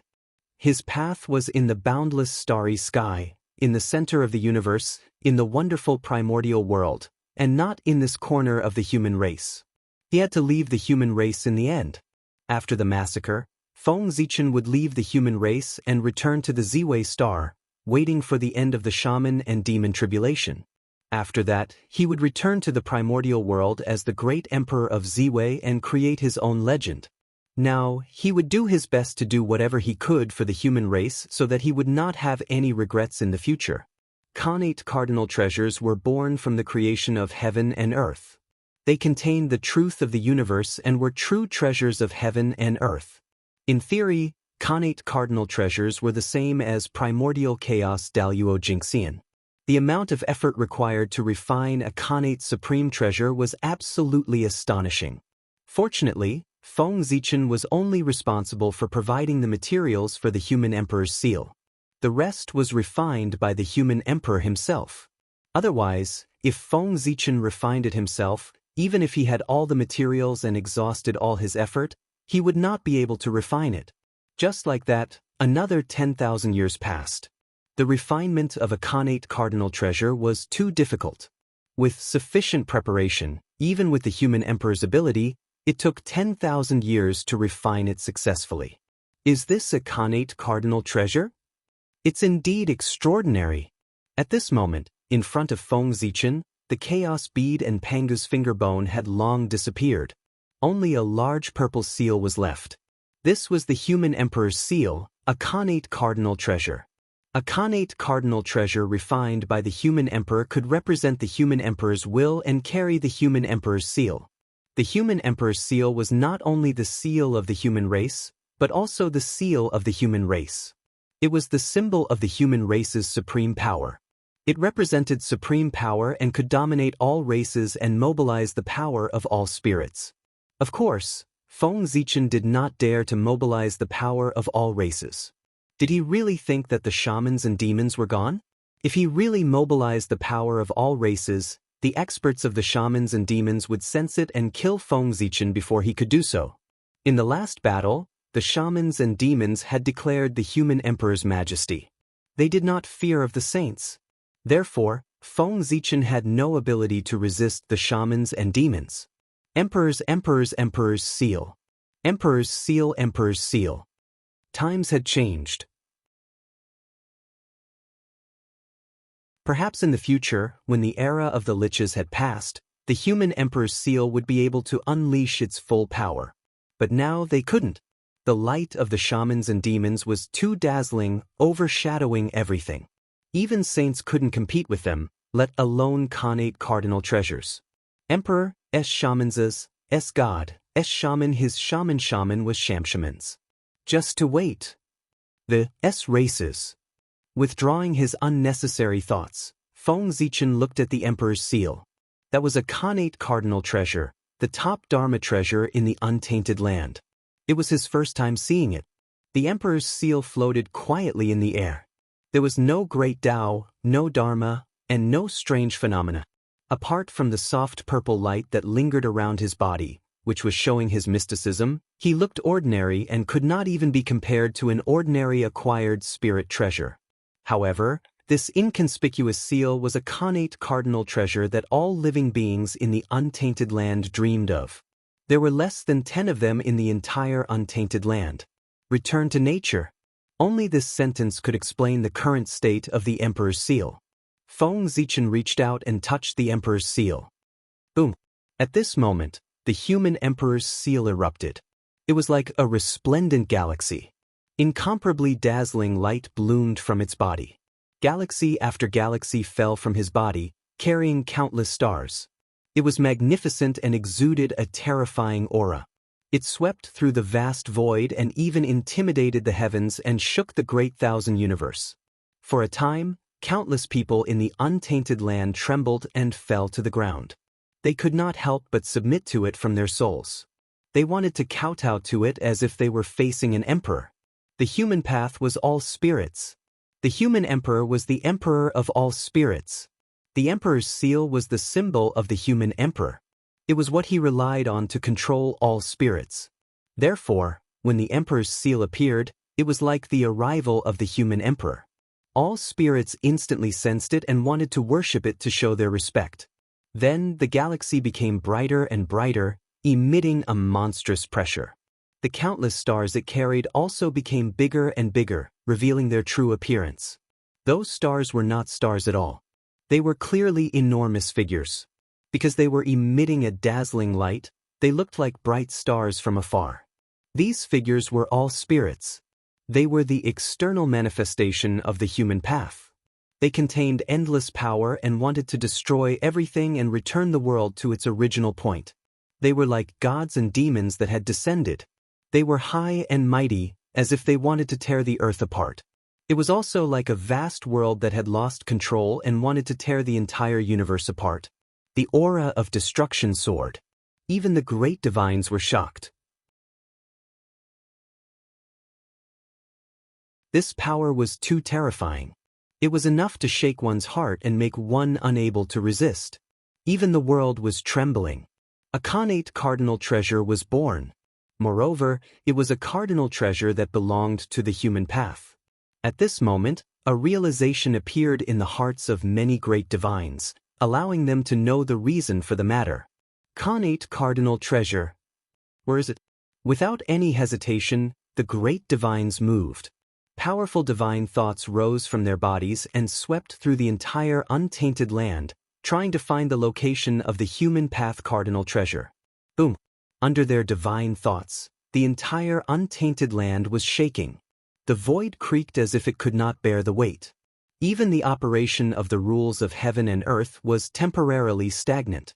The living beings of the untainted land were pressed to the ground, trembling uncontrollably. Their hearts were filled with extreme fear, thinking that the world was about to end. Unfortunately, these great divines were disappointed. They searched every corner that they could search, but they did not find any trace of the Khanate cardinal treasure. If it were not for the remnant aura of the Khanate cardinal treasure that was leaked when it was born, they would have thought that what they sensed just now was an illusion. Forget it. In the end, it's not fated with us. After a few sighs, the divine thoughts that were wandering in the void retreated one after another. The untainted land returned to peace. The shadow of death that covered the hearts of all living beings slowly dissipated. The Khanate cardinal treasure was flawless and contained a complete great Tao. It was the most perfect existence in the untainted land. Its essence was equivalent to the primordial chaos Daluo Jingxian. In other words, a Khanate cardinal treasure was equivalent to a primordial chaos Daluo Jingxian.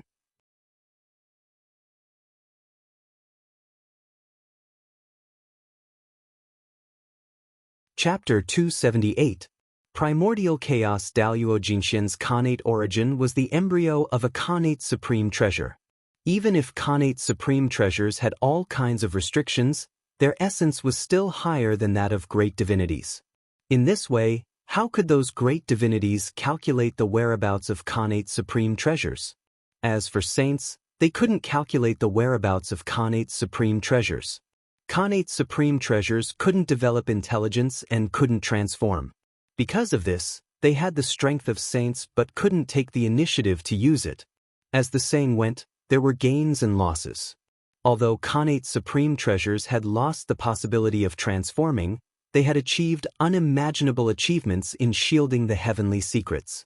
Unless a Khanate supreme treasure appeared on its own, even if saints turned the entire primordial world upside down, they wouldn't be able to find any traces of Khanate supreme treasures. Otherwise, the two saints Zhu and Ti would have searched the primordial world for Khanate supreme treasures long ago. They wouldn't be sitting peacefully on Mount Meru like now, drooling at the Khanate supreme treasures in the hands of the three pure ones. They really couldn't find them.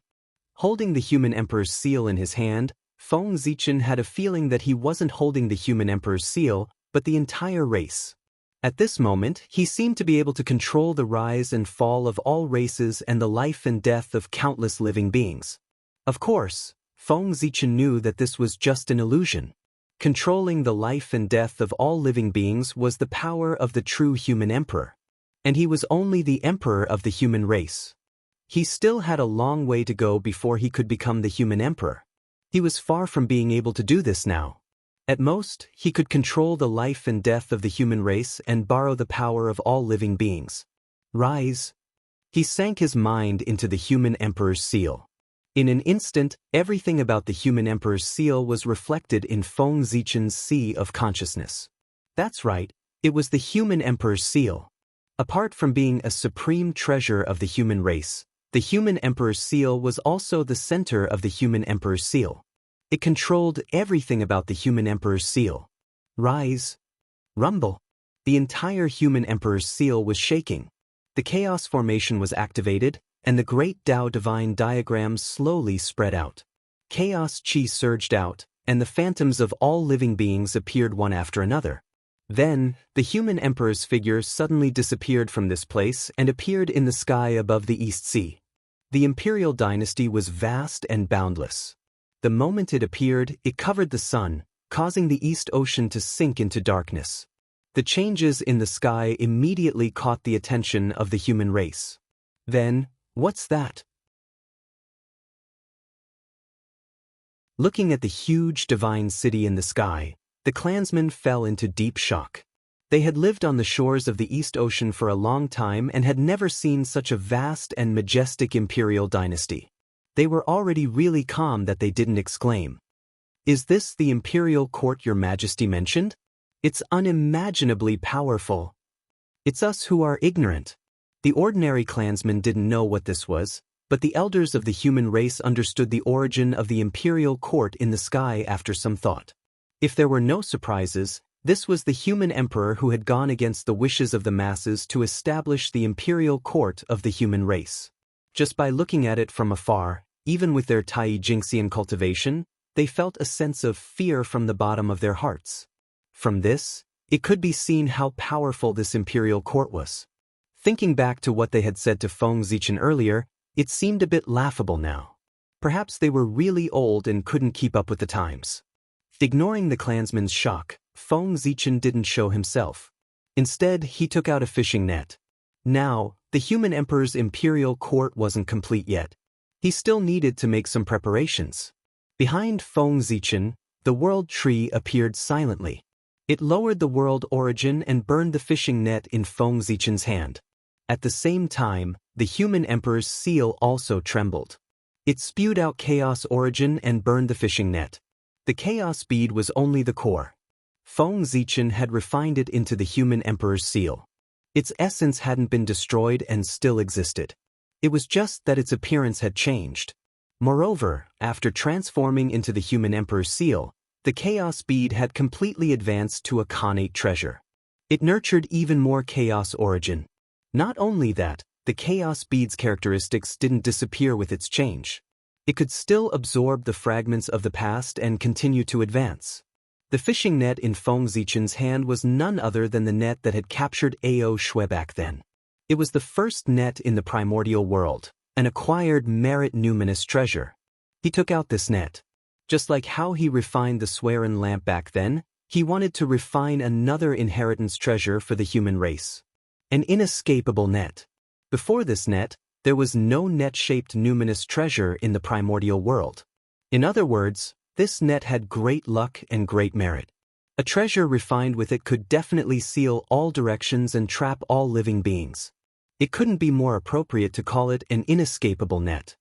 Now, Feng Zichen's cultivation had far surpassed before. Refining such a numinous treasure didn't require as much effort as before. Not long after, the fishing net completely merged with the luck of the human race and became a new inheritance treasure. Go! Throwing out the inescapable net, Feng Zichen nodded in satisfaction as he watched it expand and envelop the human emperor's palace. After being enveloped by the inescapable net, the radiance on the human emperor's palace gradually dimmed. It became less eye-catching and ordinary. Compared to the ordinary cities in the primordial world, there was no difference other than floating in the air. Now that the human race was weak, it was better not to be too ostentatious. It was better to accumulate food and slowly become king. Elders, the human emperor's palace has been completed. Do you want to follow me to take a look? Looking at the human elders who were filled with emotion, Feng Zichen asked. Of course. Such a supreme treasure is the first time we've seen it in our lives. If we don't take a look, wouldn't we regret it for the rest of our lives? The elders nodded and said excitedly. To them, even Khanate numinous treasures were rare, let alone a supreme treasure like the human emperor's palace. Elders, you must be joking. Smiling, Feng Zichen led the elders into the palace. While Feng Zichen was in seclusion to refine the human emperor's palace, the primordial world also quietly changed. On Kunlun Mountain, the conflict between the disciples of the Chan sect and the Jie sect became more and more irreconcilable. The disciples of the two sects quarreled all day, turning the peaceful holy land of Kunlun Mountain into a wet market. Insults were endless. If not for Xianxia's suppression, the disciples of the two sects would have already fought each other. However, even so, as the conflict between the two sides deepened, it had already affected the saints. Because of this, the Grand Master of Heaven and the Primordial Lord of Heaven had already quarreled several times. The three pure ones were not far away from splitting up. On the sun, Tai's aura was even stronger. Behind him, the Tai wheel rose slowly, operating the supreme truths of the heavenly Tao, reflecting the rules of the world and encompassing everything in the universe. As it spun, it seemed as if countless worlds were born and destroyed in it, deducing all kinds of truths. It was extremely terrifying.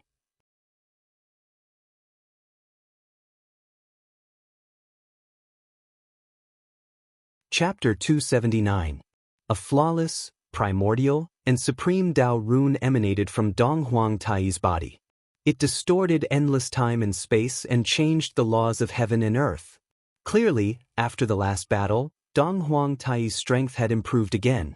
He was not far from the primordial chaos Dao realm and could step into it at any time. Tai was born with the bell of chaos. He could be said to be the true son of an era. In the primordial world, whether it was the past or the future, there was no one else who was born with a connate cardinal treasure other than him.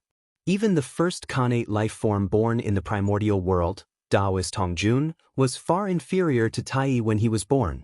The 3 pure ones and the 12 ancestral shamans of Pangu did not have connate cardinal treasures when they were born.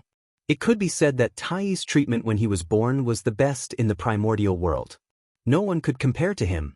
Logically speaking, Tai, who was born with such a halo, should be the most dazzling light in the primordial world, suppressing everything.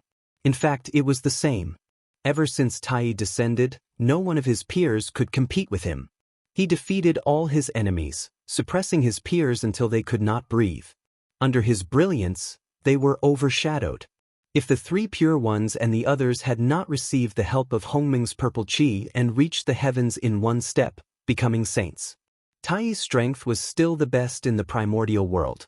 With Tai's talent, even if he could not become a saint, he could become a primordial chaos Daluo Jingxian. But now, he was still in the quasi-saint realm and had not taken that crucial step. This was completely because the heavenly court was dragging him down. That's right, it was the heavenly court's burden. To Di Jun and the others, the establishment of the heavenly court had great benefits. It could allow them to use the providence of heaven and earth to cultivate, improve their comprehension, and quickly break through to a higher realm. But it was different for Tai. He did not need the help of the providence of heaven and earth at all because his comprehension was the best in the primordial world. There was no way for him to improve. Instead, after the establishment of the heavenly court, countless karma gathered and dragged down Tai's cultivation. It made him unable to transcend heaven and earth and achieve primordial chaos. He could not break through to the primordial chaos Dao realm. In the eyes of outsiders, it was the heavenly court that made Tai Donghuang famous. But the truth was that the celestial court was a burden to Tai, preventing him from becoming the primordial chaos Daluo Jingxian. However, Tai was still Tai in the end. In the battle with Pangu's true body, he had profited from the disaster and comprehended the chaos Dao insight. He believed that it would not be long before he could take another step forward and become the primordial chaos Daluo Jingxian. At that time, it would be a grand occasion in the primordial world. Something had happened to the demon clan, and the witch clan was no exception. Strolling in the western land of the primordial world, Hudu could not help but look sad. This sorrowful expression was for the western continent. As the mother of the earth, the emotions of the West could not be hidden from her senses. The resentment hidden in the depths of the earth was clearly transmitted into his heart, causing a wave of sadness to surge out from his heart. Wisps of holy light bloomed from Hudu's body and surged towards the western continent, spreading for hundreds of millions of miles. It purified the tribulation aura, murderous aura, resentment aura, and a series of hidden auras. This was the origin of the earth, the foundation of Hudu. It was formed by her cultivation and was her innate origin. In other words, she was saving the western continent at the cost of damaging her own origin. Even if Hutu's strength was not the best in the primordial world, she could still be ranked at the top of the first rate. Her innate origin was naturally extraordinary. If all of it was taken out, it would be a top-grade innate spirit treasure. Even if it was only a part, it would be easy to help a cultivator at the peak of Tai Jingxian break through to the Daluo Jingxian. If such a miraculous treasure was integrated into any place, it could create a blessed land. But in the western continent, it could not. The battle back then had completely destroyed the western continent, causing the land here to almost lose the possibility of recovery. Although Hudu's strength was powerful, she was still much weaker than the demon ancestor Ra. The demon ancestor Rahu had done everything he could to self-destruct. How could the Hudu sacrifice a part of her innate origin to make up for the damage? If the western continent could be repaired with the Earth's origin alone, Jain would have done such a simple thing in advance. How could he sit back and watch the western continent decline? After all, with their strength, it was not difficult to find the Earth's origin.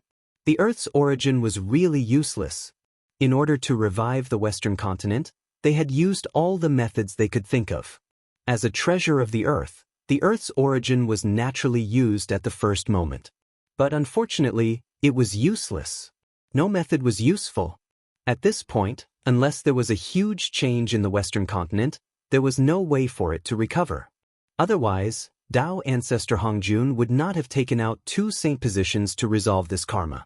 Hudu wanted to use her own innate origin to repair the Western continent, but she was thinking too much. In the depths of the earth, a powerful resentment suddenly surged out.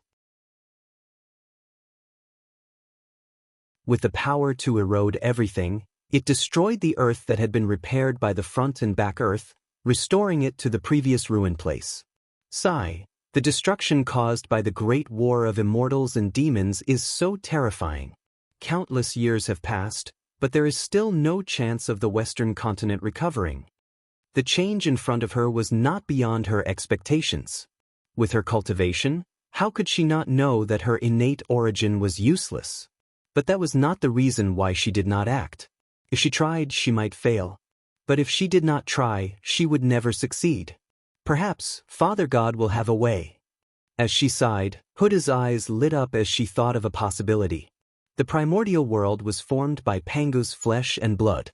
They did not have the ability to repair the primordial world, but Pangu definitely could. Pangu was omnipotent. This was recognized by the primordial world. Father God, Huda has offended you. After bowing to the void, Huda formed a Tao seal and invited Pangu's heart from Pangu's hall. Pangu's heart was the greatest gift that Pangu had left for the Magi. It was also the reason why the 12 ancestral Magi were confident that they were more orthodox than the 3 pure ones. Otherwise, why would they have Pangu's hall, the 12 divine beings' formation, and Pangu's heart? As for the 3 pure ones, other than the heaven-opening mark, only the mysterious yellow pagoda of heaven and earth was inferior to them. Pangu's heart was indeed the most precious treasure of the Magi and the primordial world. Usually, the Magi would worship him in Pangu's hall and not use him unless it was a critical moment. Today, Hudu could invite Pangu's heart not to repair the Western continent, but to draw a map of the primordial world. The damage to the Western continent was too severe. It was almost impossible to restore the ancient landscape and draw a map of the primordial world. Therefore, the Magi planned to use the ability of Pangu's heart to communicate with the Western continent and find the most primitive landscape of the ancient West from the remaining historical traces.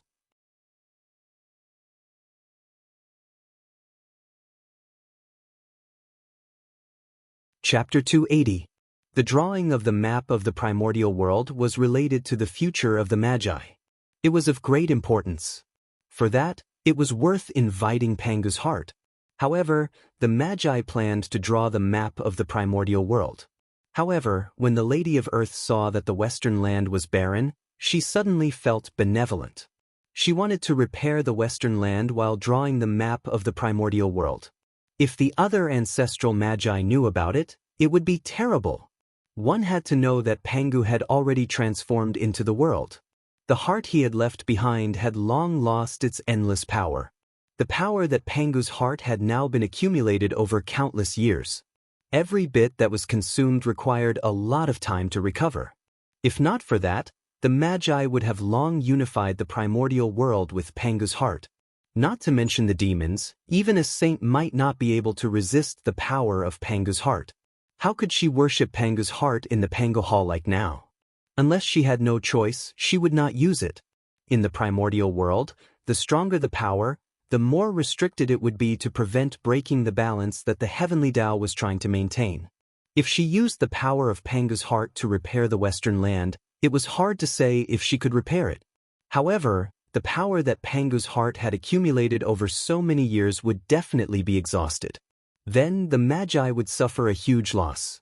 Therefore, if the other ancestral Magi knew what the Lady of Earth was thinking, they would definitely not allow her to mess around. Unfortunately, they did not know. Of course, they would not have thought that the Lady of Earth would use the power of Pangu's heart without their consent. Go! After taking out Pangu's heart, the Lady of Earth cut her wrist and dripped her blood essence on it. As the direct descendant of Pangu, the ancestral magi could use their blood essence as a guide to maximize the power of Pangu's heart. Dong, dong, In an instant, Pangu's heart seemed to have come alive. It began to beat violently and burst out with a bright purple light that enveloped the mountains and rivers within a radius of billions of miles. The sound of the heartbeat wasn't loud at first, but as time passed, it gradually resonated with the world. First, the laws of heaven and earth pulsated, and then the great Tao pulsated as well. The entire Western continent was shaking. Heaven and earth produced an indescribable Tao rhythm. Countless strange phenomena appeared in the Western continent at the same time. It was brilliant and varied, and it attracted the attention of countless Western creatures. On Mount Meru, Xianxia and Jane, who were meditating on the great Tao, were shocked out of their meditation by the sudden change. That's hooded. What is he doing? What are the treasures around him? As soon as they came back to their senses, their eyes were attracted by Hutu. There were only 2 of them in the west. Hutu's strength was as dazzling as the sun when she came to the west. It would be strange if they did not discover her. That's Pangu's heart. There's no mistaking it. This aura is incomparably powerful, incomparably imposing, incomparably holy, making us feel ashamed of our inferiority. Only the great Taoist priests can do this. This is Pangu's heart. In just a moment, Xianxia and Jane recognized the origin of Pangu's heart. In the untainted land, only Pangu's strength could make saints feel ashamed of their inferiority. Hutu is repairing the Western continent? She is actually using Pangu's heart to repair the Western continent. Is she crazy? She is repairing the ancestral bloodline of the West at the cost of the wizard tribe's strength. What benefits does she get by doing this? But the next discovery shocked and surprised Xianxia. Hutu did not hesitate to consume the foundation of the wizard tribe to strengthen the Western continent. Didn't it sound ridiculous? Was Hutu an idiot? Perhaps Xianxia and Jane had schemed too much, and their hearts had gradually changed. They had forgotten that there were people in this world who had great love and selfless dedication. In their eyes, Hutu's actions were really absurd and ridiculous. Wisps of purple light flowed out of Pangu's heart and poured into the Western continent, constantly repairing the damaged earth veins. Pangu was an existence on par with Tao. His strength could no longer be called strength. It could be called Tao Aura, which contained the power of Tao. Under this power, the resentment in the depths of the Western continent that could not be eliminated slowly dissipated, causing a new trace of vitality to appear on the Western continent. As the resentment of the earth dissipated, the Western ancestral bloodline, which had not moved since the end of the ancient times, suddenly fluctuated under Mount Meru. There was a wisp of vitality. Although it was weak, it really existed and represented infinite possibilities. The Western continent is saved. Seeing this wisp of vitality, Xianxia could not help but shout excitedly. As long as this wisp of vitality was not lost, the Western ancestral bloodline would completely recover one day. As for how long it would take, it would depend on the ability of Xianxia and Jane. A resonant dragon's roar rang out, bringing with it the joy of regaining life. It spread throughout the entire Western continent.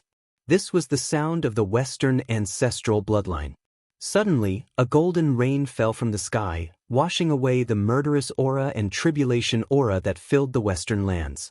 The entire Western continent was cleared. Buzz. At this moment, Pangu's heart suddenly trembled for a moment. He retracted all the strange phenomena, broke through the void, and returned to Pangu's palace. It was because only a few 100,000 years had passed since the last great witch demon war. The power that Pangu's heart had consumed had not fully recovered. The power required to restore the Western continent was enormous. In just a short while, it had consumed 70 to 80% of the remaining power of Pangu's heart. Pangu's heart was the backup plan that Pangu had left for the sorcerer tribe.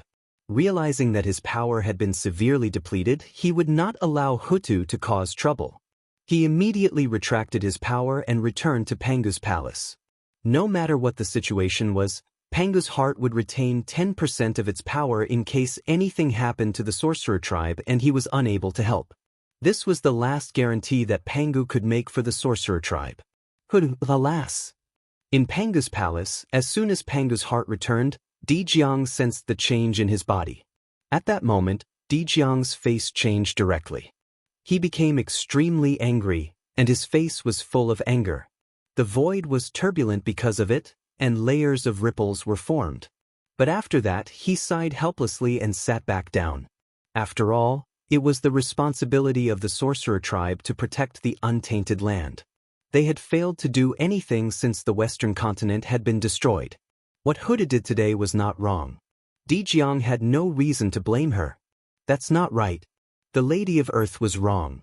That was, she didn't discuss it with the Dijiang and the others beforehand.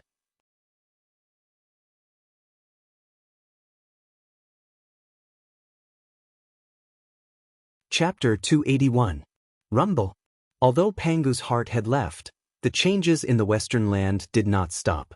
Khanate chi spewed out from under Mount Meru and spread towards the entire western land. Under this influence, a touch of green gradually appeared in the barren western land. It was the Khanate spiritual medicine. Since the end of the ancient times, the Khanate spiritual medicine had finally appeared in the western land again. In the past, not to mention the Khanate spiritual medicine, even ordinary Khanate spiritual herbs were rare. It was considered good fortune to be able to see one within a radius of 100,000 miles. The reappearance of the Khanate spiritual medicine was enough to show that Hudu's efforts were effective. The western land had regained its vitality and was developing in a good direction. Whoosh! After the changes in the western land ended, a ray of light flew out from the deepest part of the land and entered Hudu's body. It was a memory hidden in the depths of the earth. It recorded the changes of time, the evolution of the earth, and endless creation. Moreover, it also recorded the purpose of Hutu's visit, the map of the western land of the primordial world. This also made Hudu heave a sigh of relief. In order to repair the western land, she had almost exhausted the power of Pangu's heart. If she had not obtained the map of the western land, even if she was an ancestral wizard, she would not be able to explain herself when she returned to the wizard tribe.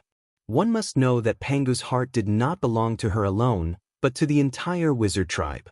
She did not discuss with the other ancestral wizards and used the power of Pangu's heart to repair the western land without authorization. This was obviously a little overboard. Even if the other ancestral wizards did not say anything, they would still be dissatisfied in their hearts and it would affect the unity of the wizard tribe. The unity of the 12 ancestral wizards was the foundation of the wizard tribe's domination of the primordial world. If their hearts were scattered, the wizard tribe was not far from extinction.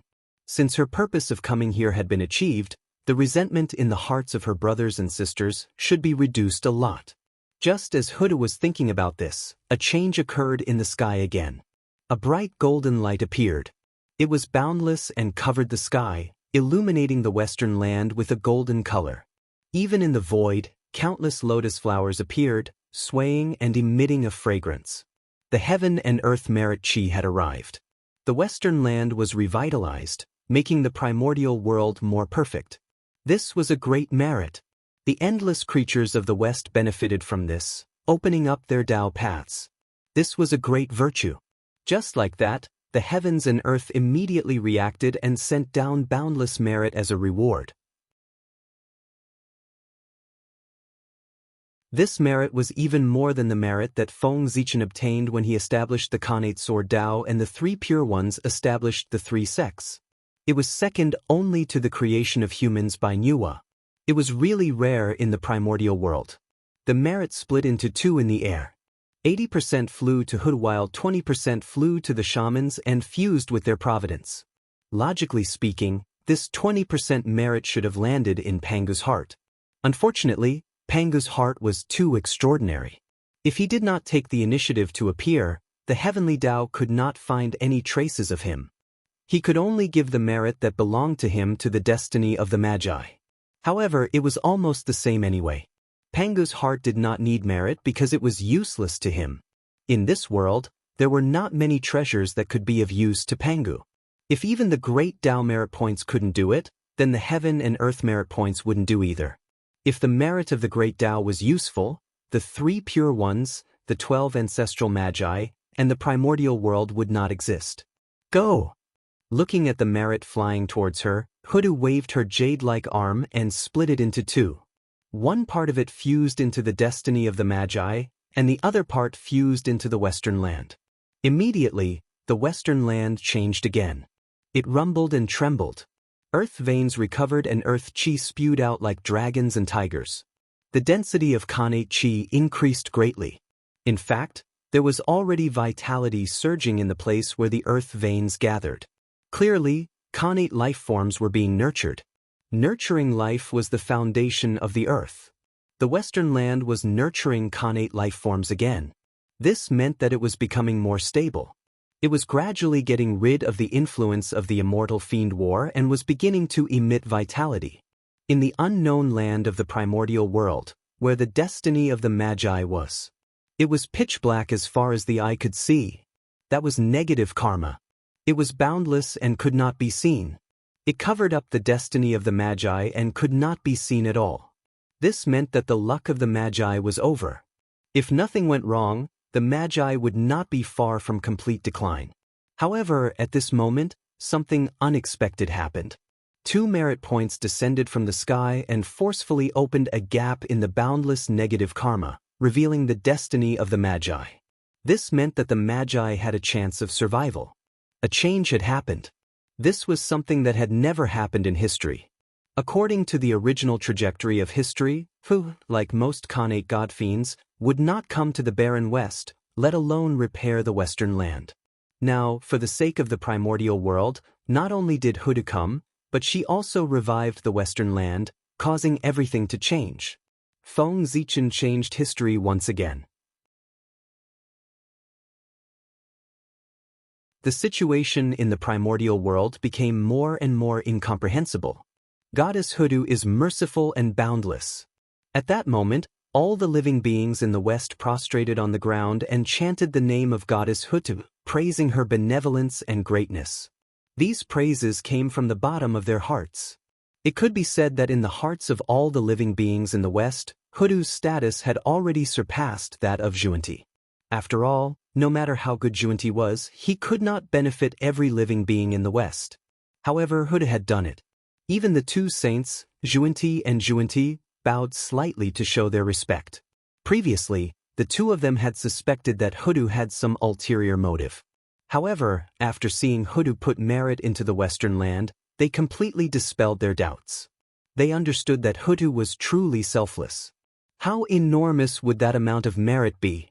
Xianxia and Xianxia believed that it could immediately make someone become a primordial chaos Daluo Jingxian. However, Hudu did not even hesitate to send such merit out. Xianxia's eyebrows twitched when he saw that. It was also this scene that made them understand that Hudu was a truly merciful person. Just like Pangu, she had great love for the primordial world. At that moment, their hearts were filled with respect for Hudu. That was the character that a saint should have. They were far inferior. It was really shameful for a saint. One had to know that the current Hudu was very different from the Hutu in the legends of history. In the past, merit was useless to the magi, so they could give it up. However, ever since Feng Zichen passed down the Tao of God Fiends, the magi had been cultivating their true spirits day and night. They could already use their true spirits to absorb merit. Merit was no longer something dispensable to the magi. It was extremely important. It was a treasure that could increase one's cultivation level. However, even so, Huda still did not hesitate to give up her merit. How could this not be admirable? This kind of person who had great love in his heart, the word great compassion, was created for him.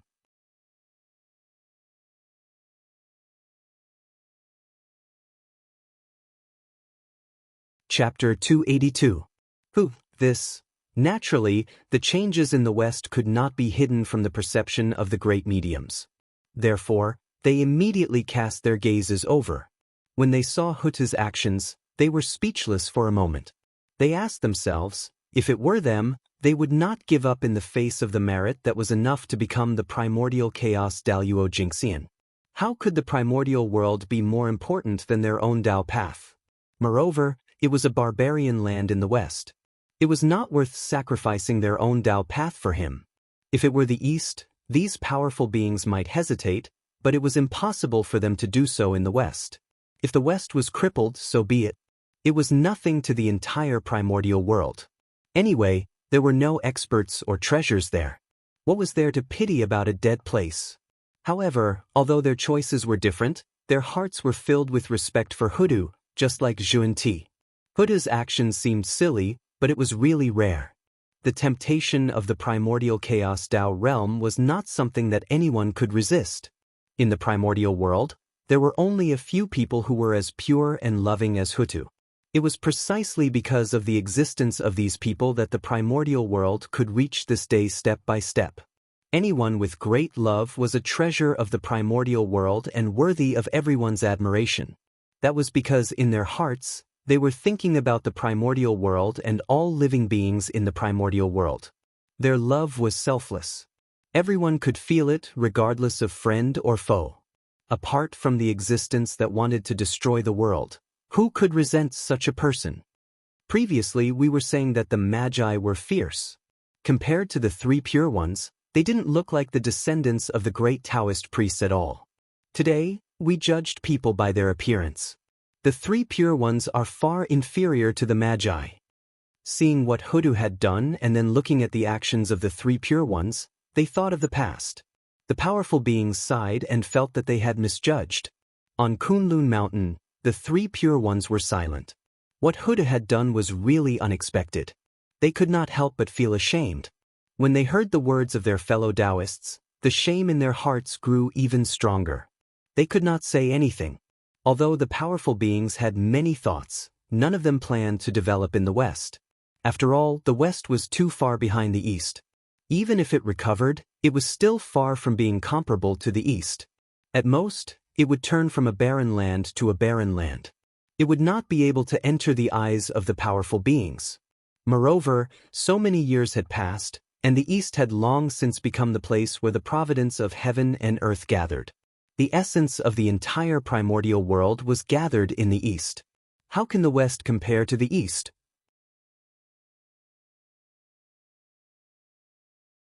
Not to mention reviving a portion of it, even if it were to revive all of it and return to the golden age of the ancient era, it would still be impossible.